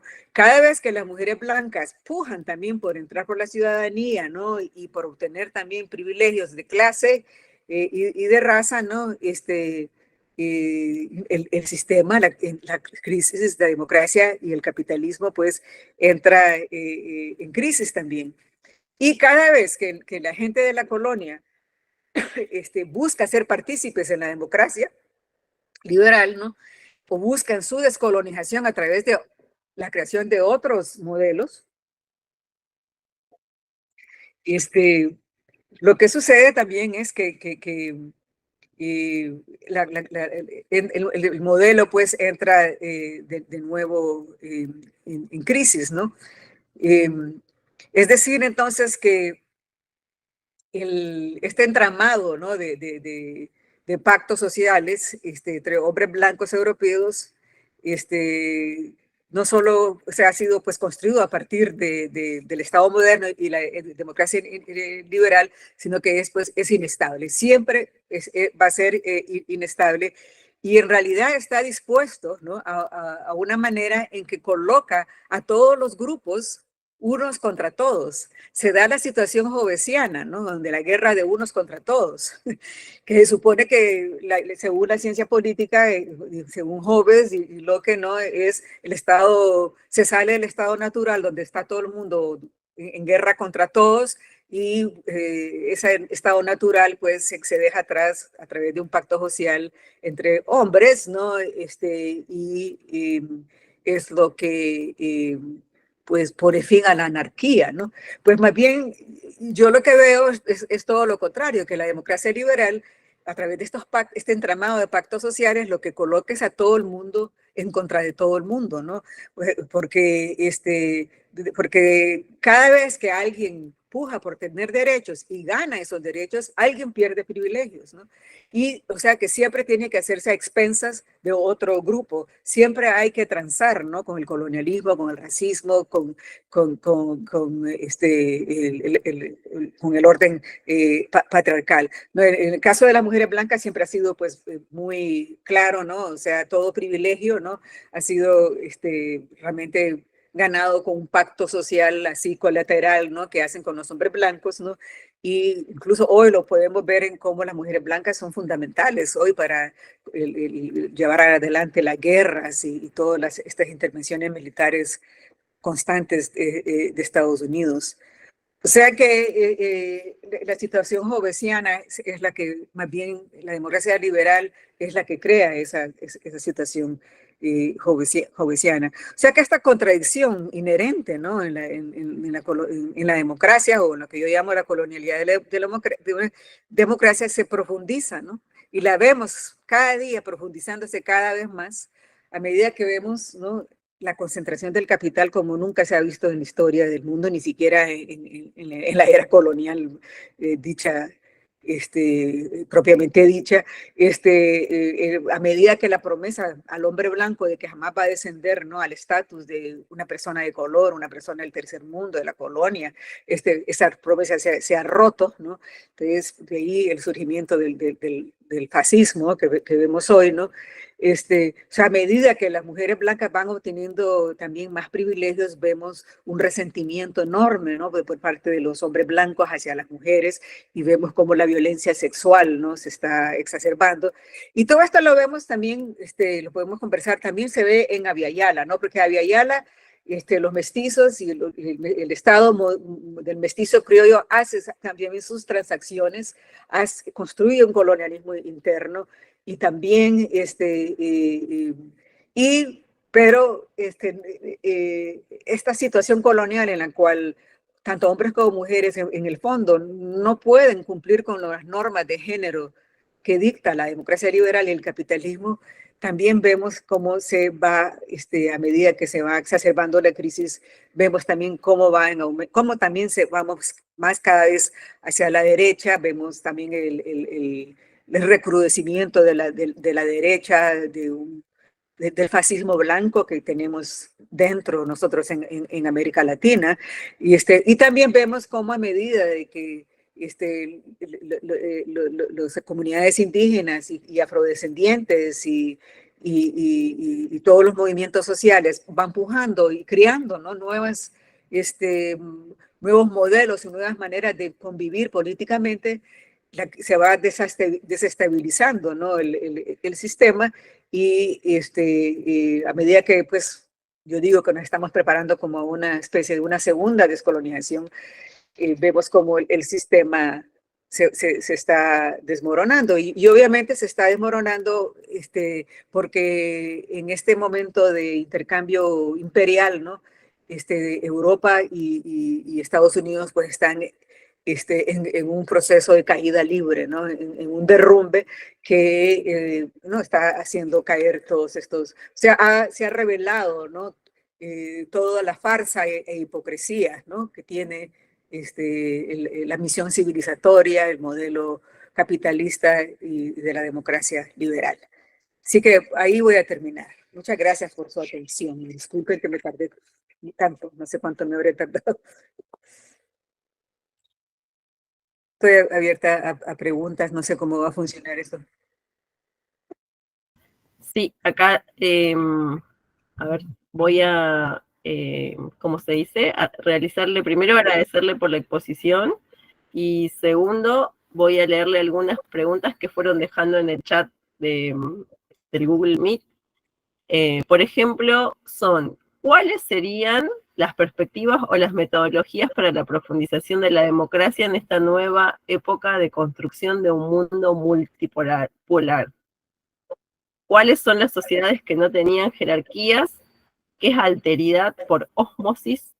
Y una que dice, perdona mi ignorancia, Breni, pero no sé cuál es la isla de la tortuga que nos estás hablando. Esas son las primeras, por ahí si querés responder eso, y luego te leo las otras. Ya, gracias. Bueno, para empezar por la segunda, así le llaman los indígenas de Norteamérica a lo que son los territorios de hoy de Estados Unidos y Canadá. Le llaman, así como nosotros llamamos Abya Yala en el sur, la isla de la Tortuga, pues son esos territorios. Le llaman la isla, Turtle Island, la isla de la Tortuga. Pues no sé si capté del todo la primera pregunta, pero ¿cuáles son las perspectivas para profundizar la democracia en un mundo multipolar, ¿no? Me parece que esa fue la pregunta. Sí. Sí. Bueno, no sé si tengo realmente una respuesta total, ¿no? A esa pregunta. Sin duda, como decía al principio, ¿no? La forma en cómo se concibe, ¿no? Esta construcción de un mundo multipolar, bueno, eso se ve como una afrenta, ¿no? Al modelo occidental, ¿no? Y se ve pues, como que si eso fuera realmente la autocracia y el autoritarismo, ¿no? Este, eh, y eh, yo, ese, yo creo de que en la construcción de un mundo multipolar definitivamente es un respiro, ¿no? Para los pueblos no occidentales que hemos estado sufriendo 500 años, ¿no? De un dominio casi absoluto, ¿no? De Estados Unidos y Europa, ¿no? Y sobre todo nosotros aquí en Abya Yala. O sea, nos permite un margen de negociación que no existía antes. Por supuesto, vemos que en la medida que esta rivalidad, ¿no? Entre Estados Unidos, Europa y China, o sea, vemos, ¿no?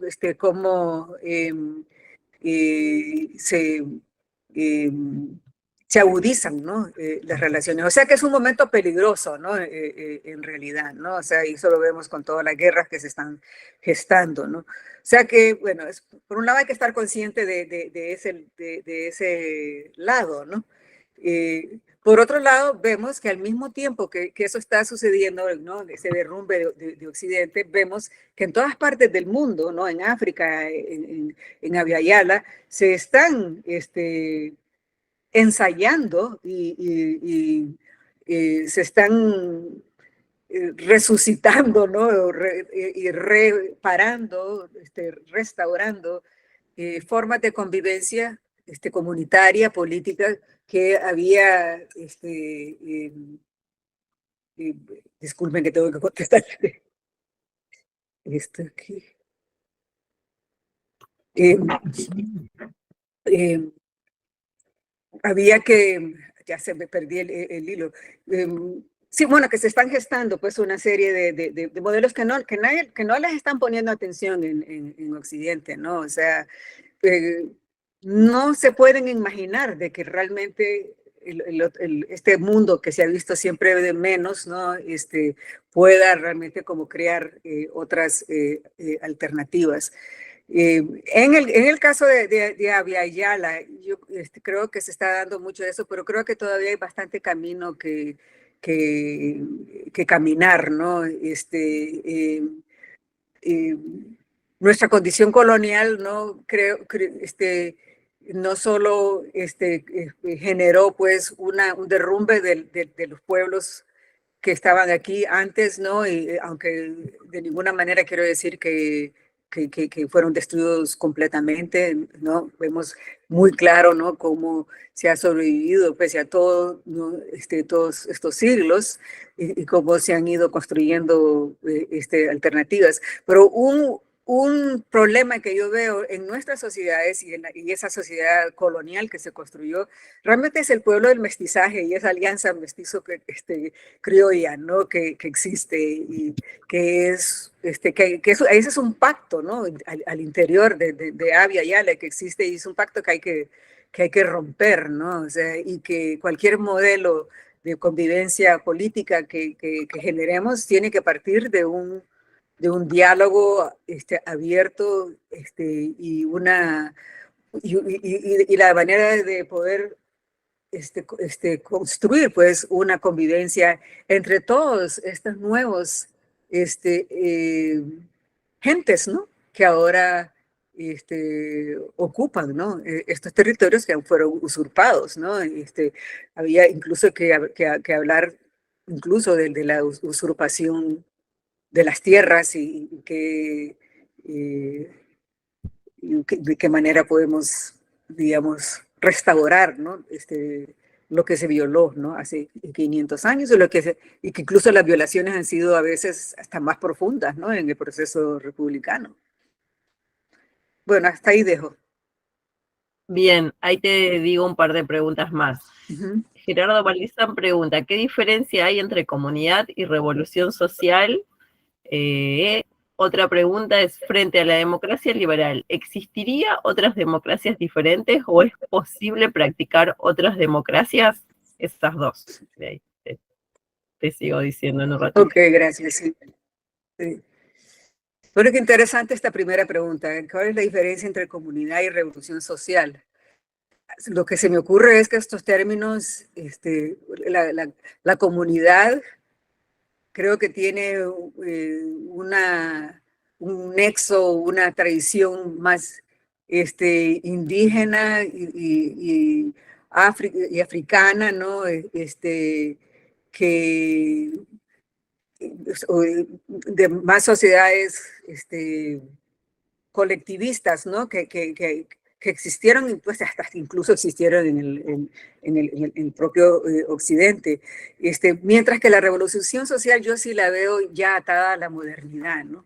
O sea, las revoluciones, ¿no? Esa idea de revoluciones son siempre atadas pues, a una revolución, ¿no? Contra las monarquías o contra la revolución contra el capitalismo, ¿no? Es una revolución obrera. O sea, está muy ligada a procesos históricos que yo los veo más ligados a algunos de los procesos al interior de Europa, pero que siempre están ligados con la colonia también, ¿no?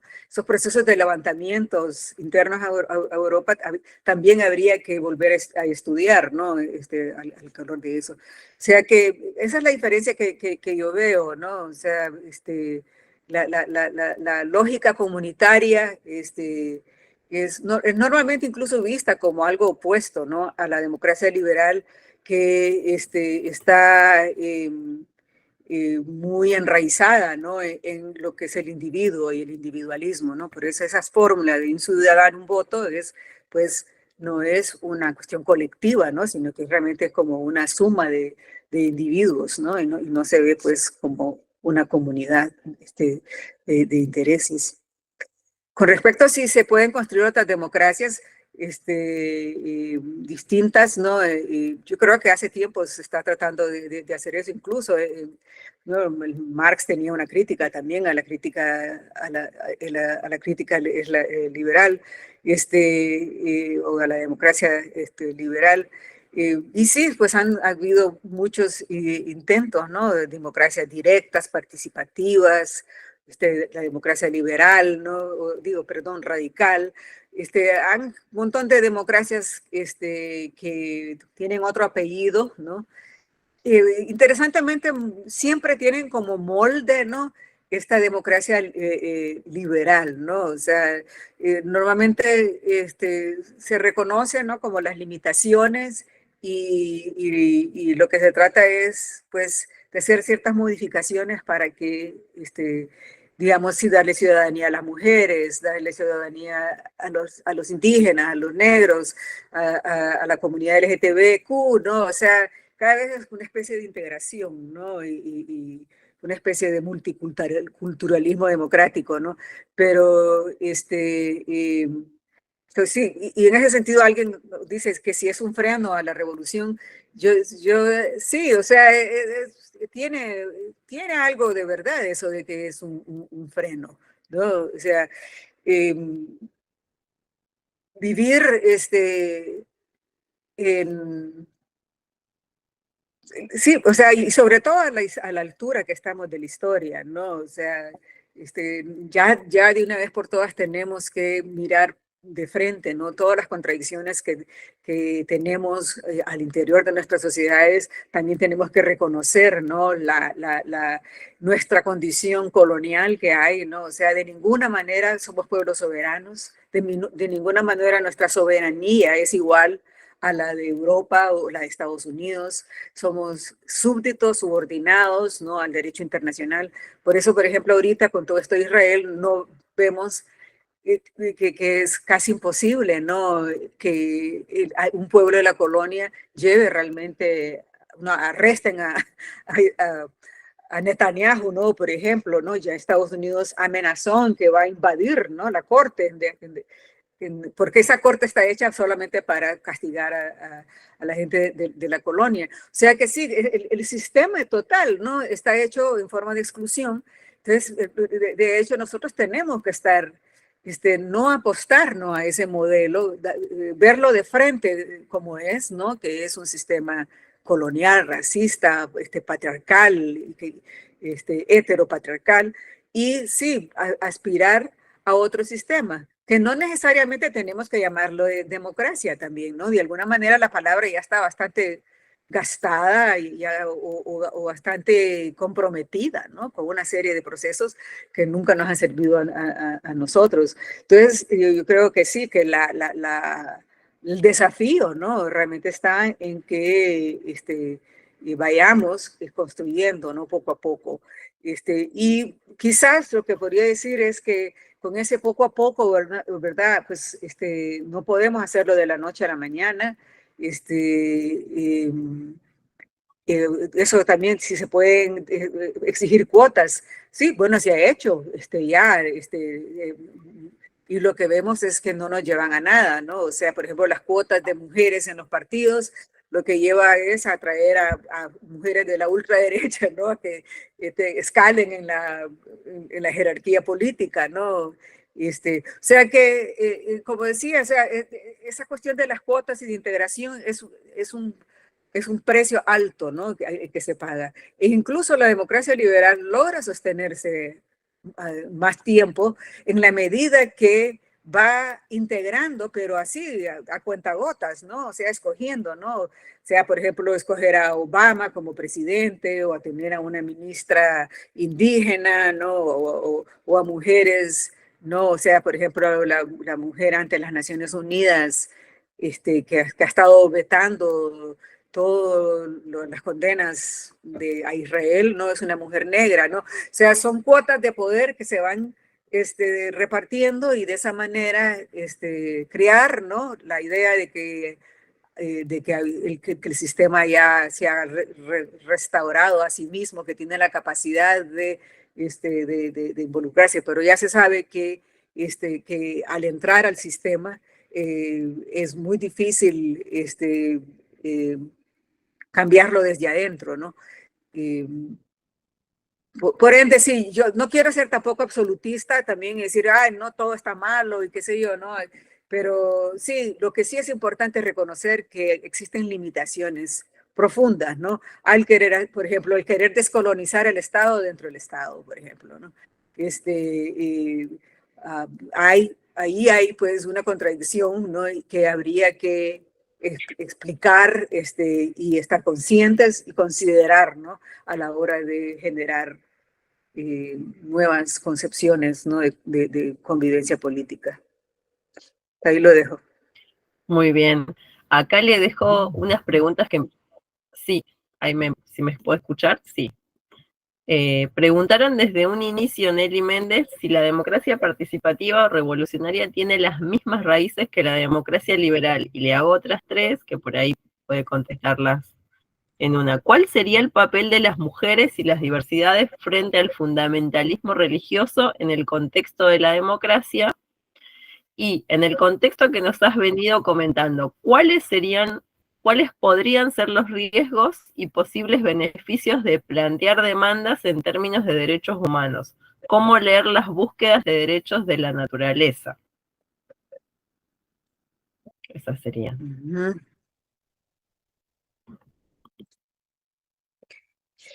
Sí, bueno, la democracia participativa revolucionaria, pues la que se da en contextos socialistas, de procesos de socialismo, que se han dado pues en nuestra América, ¿no? Que se dan todavía hoy. Yo sí creo que tienen su nexo con la democracia liberal, y tienen siempre bueno, son parte de, o sea, de los mismos procesos, ¿no? Pero haciendo ciertas correcciones, digamos, de curso, ¿no?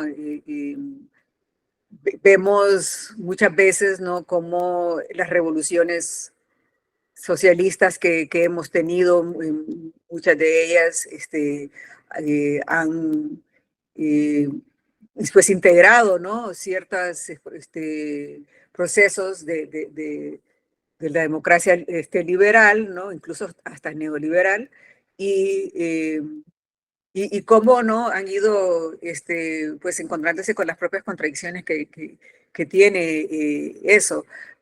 Esta es una pregunta un poco difícil. Yo estoy pensando en Venezuela, ¿no?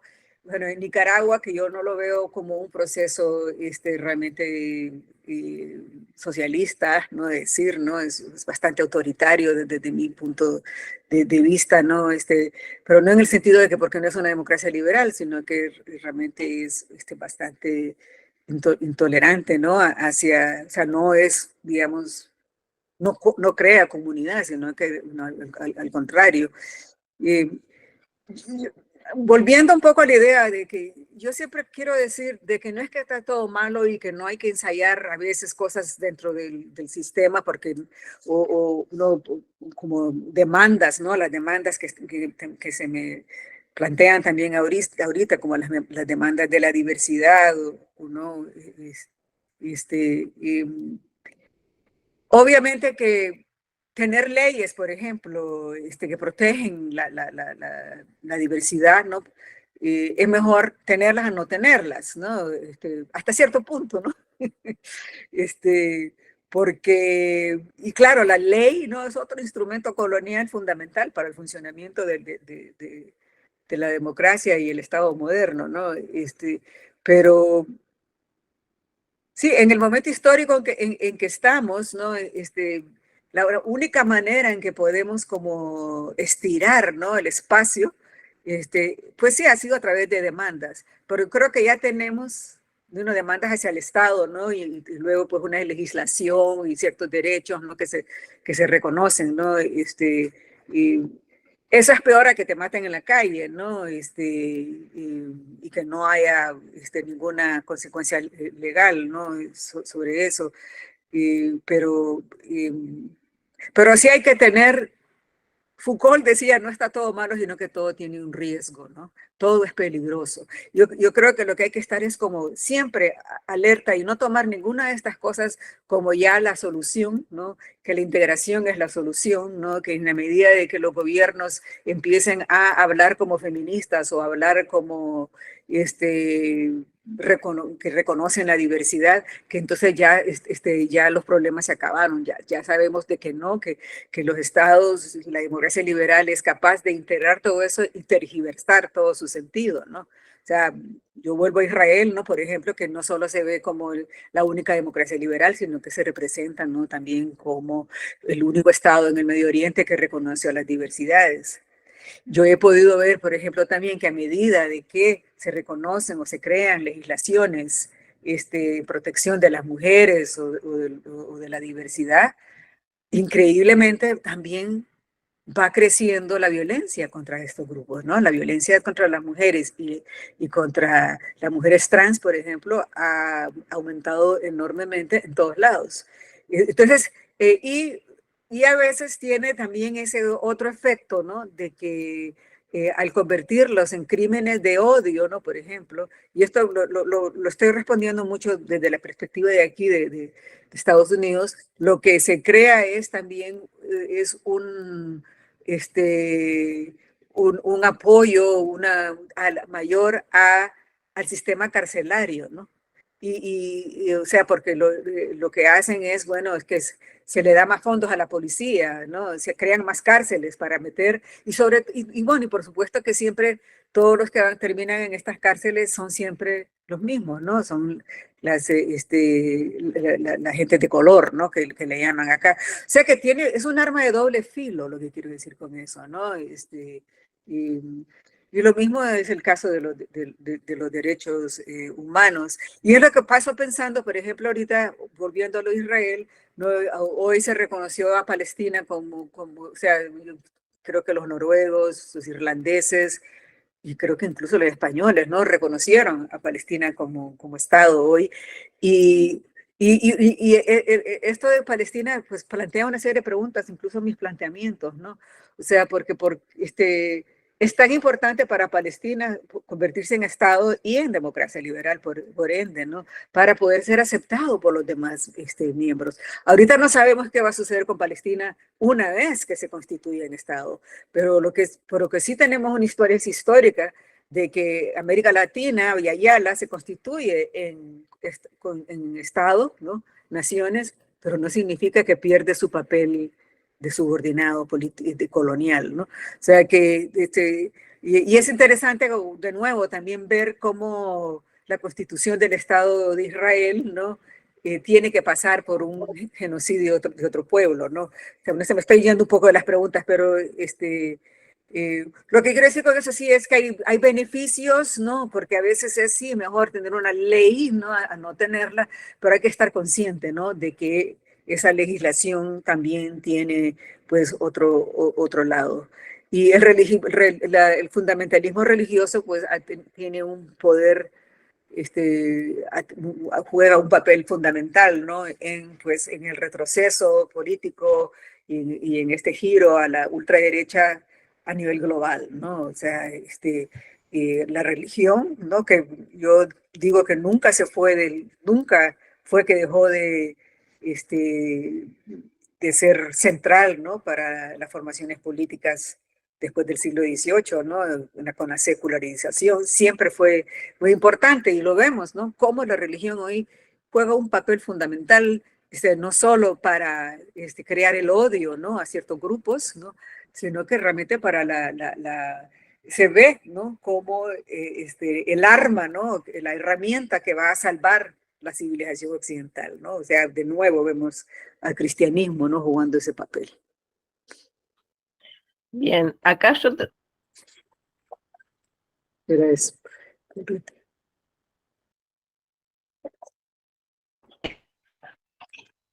preguntas bien la evolución. En este contexto, ¿cuán válida es la búsqueda de espacios dentro del Estado que reclaman las minorías como los indígenas en América Latina?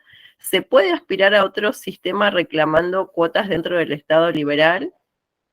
Y en el YouTube, deme un segundo que... porque preguntan sobre el Estado boliviano, también preguntaron sobre Venezuela, Argentina, y si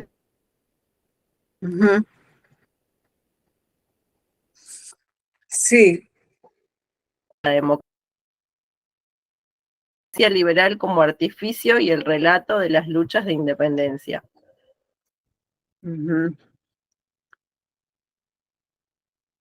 Sí.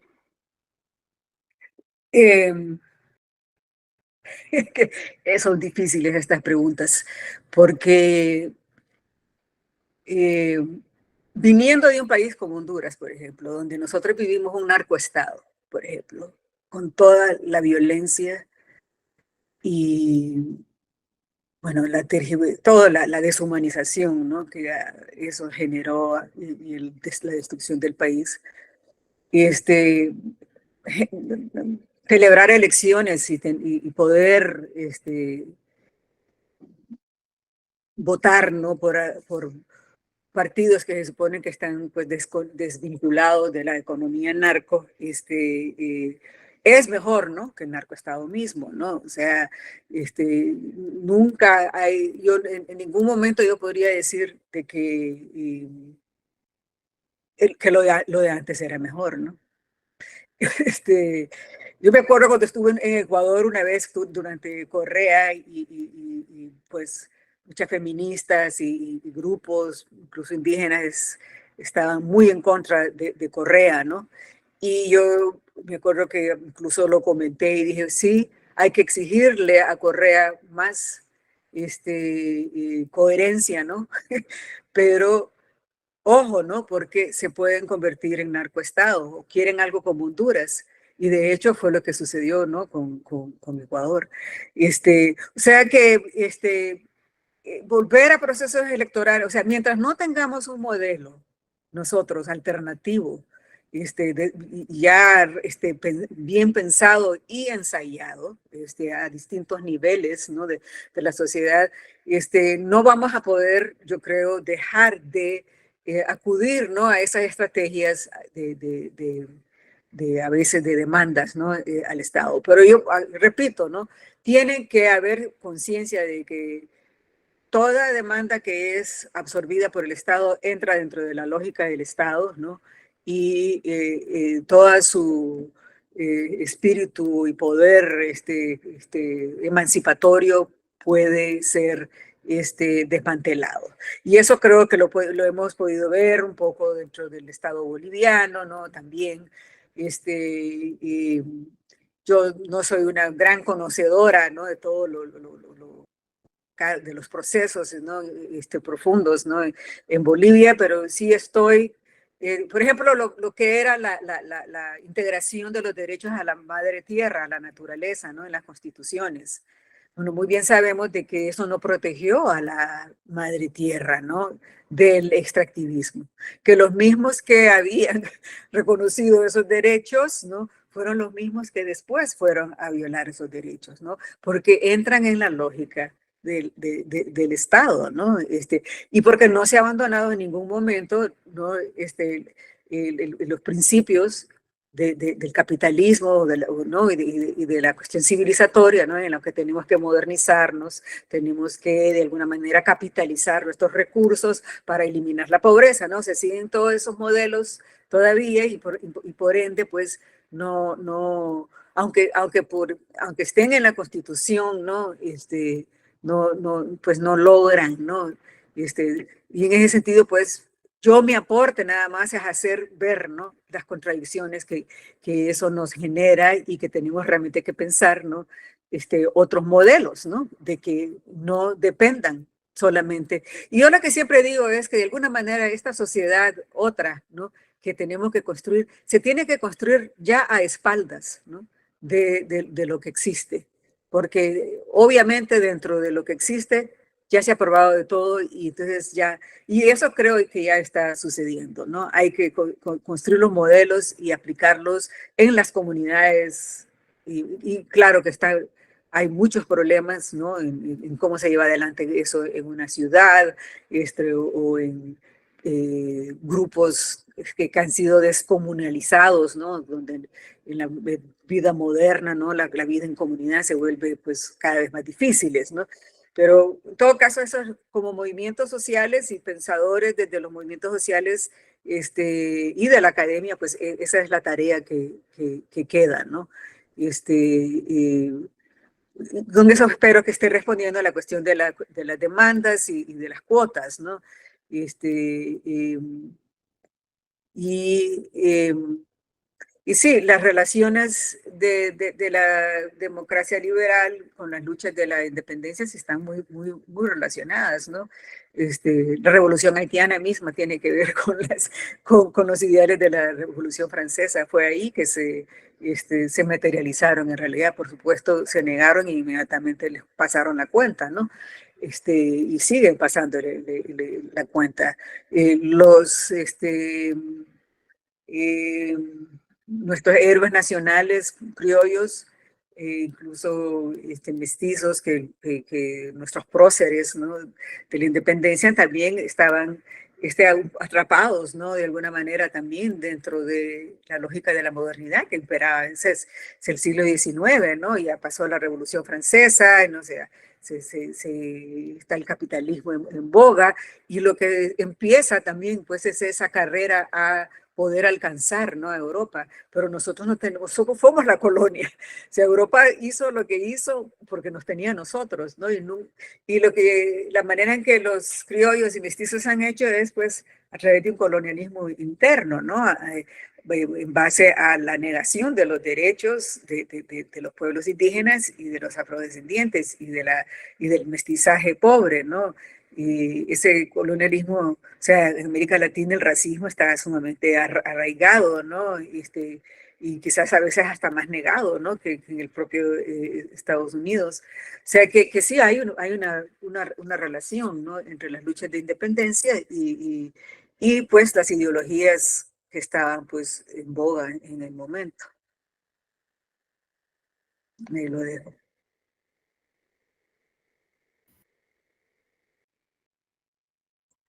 O sea, ¿hasta qué hora vamos hasta las 4, es verdad?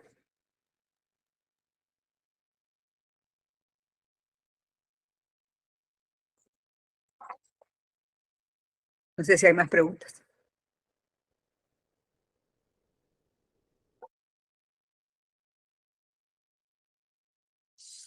Sí, hay oigo comentarios, las revoluciones muy a menudo son traicionadas, ¿no?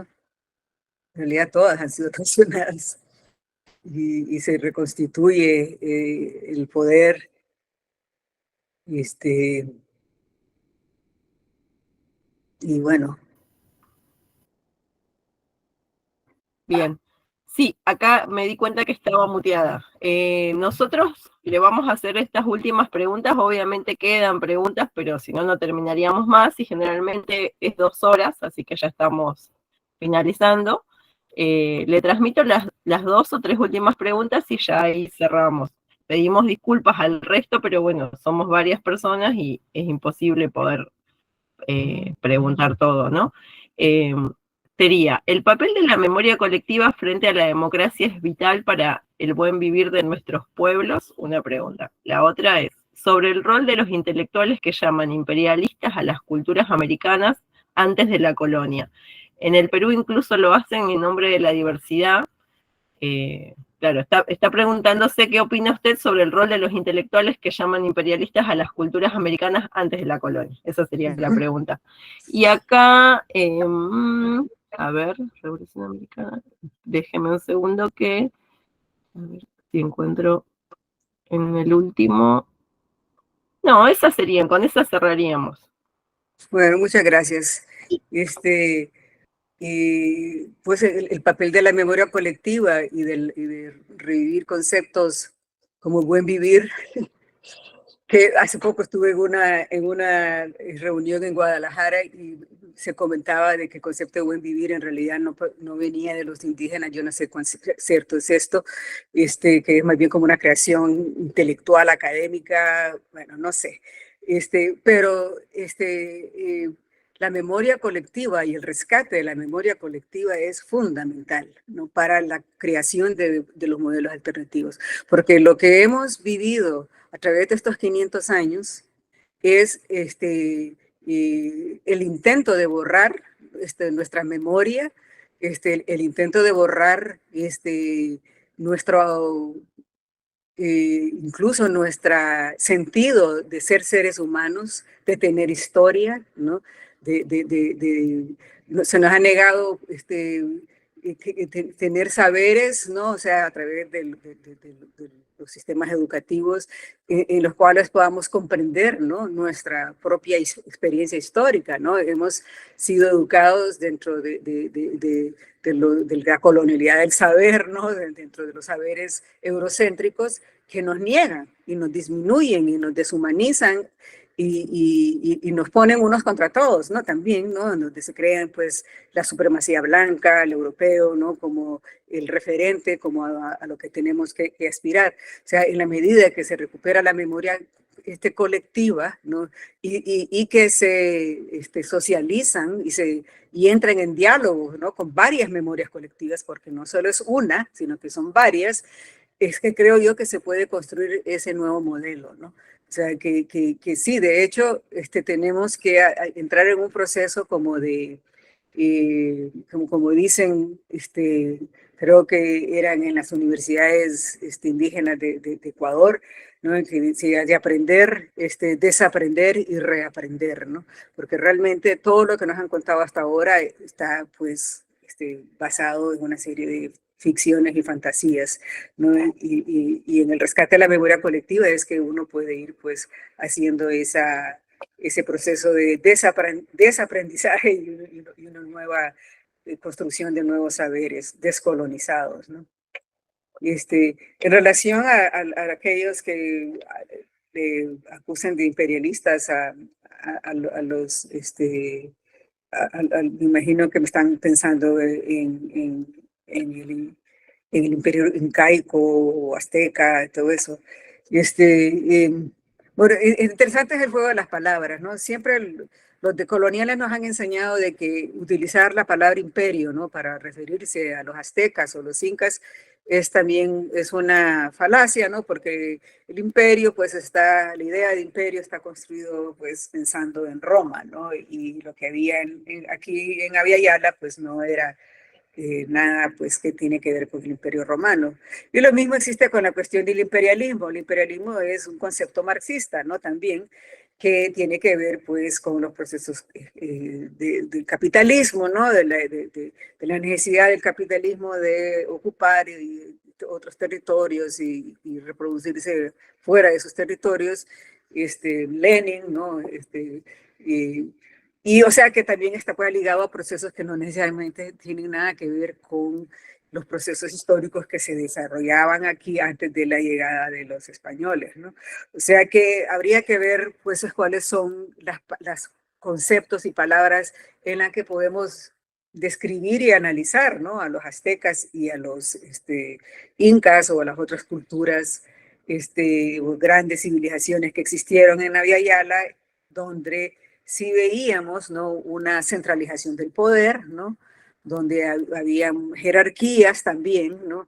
Y donde pues habían indicios, ¿no? También de jerarquías, que, bueno, también a falta de otra palabra, ¿no? Patriarcales, ¿no? O sea, que yo creo que esos análisis todavía no se han llevado a cabo lo suficiente, ¿no? Siempre se quieren pensar, ¿no? A través de otros conceptos. Yo esta mañana estaba pensando un libro que leí hace años, que no me acuerdo ahorita del autor, que hablaba del imperio socialista de los incas.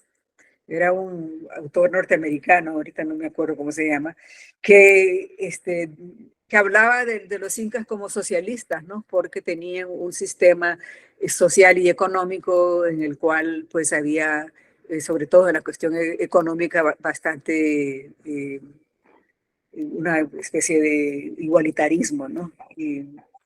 Pero sí, o sea, yo lo que sí creo es que sí, que las culturas indígenas eran muy diversas, heterogéneas, no eran iguales, los procesos de poder que se daban al interior de ellas eran diversos y distintas, y que de hecho había poder, ¿no? También, ¿no? Hay que analizar ese poder, pero bajo otros conceptos que tengan alguna sentido, ¿no? Dentro del horizonte de sentido que se tenía allí, ¿no? Ahí dejo eso y me despido. Entonces también muchísimas gracias por todas estas preguntas tan interesantes y desafiantes al mismo tiempo. Gracias a Abya Yala Soberana, Minca Comunicación, por esta oportunidad. Muy bien, profesora, le dejamos muchos saludos y muchos, ¿cómo sería? Agradecimientos o formas expresivas de que les ha gustado todo lo que ha explicado, tanto en YouTube como por este espacio.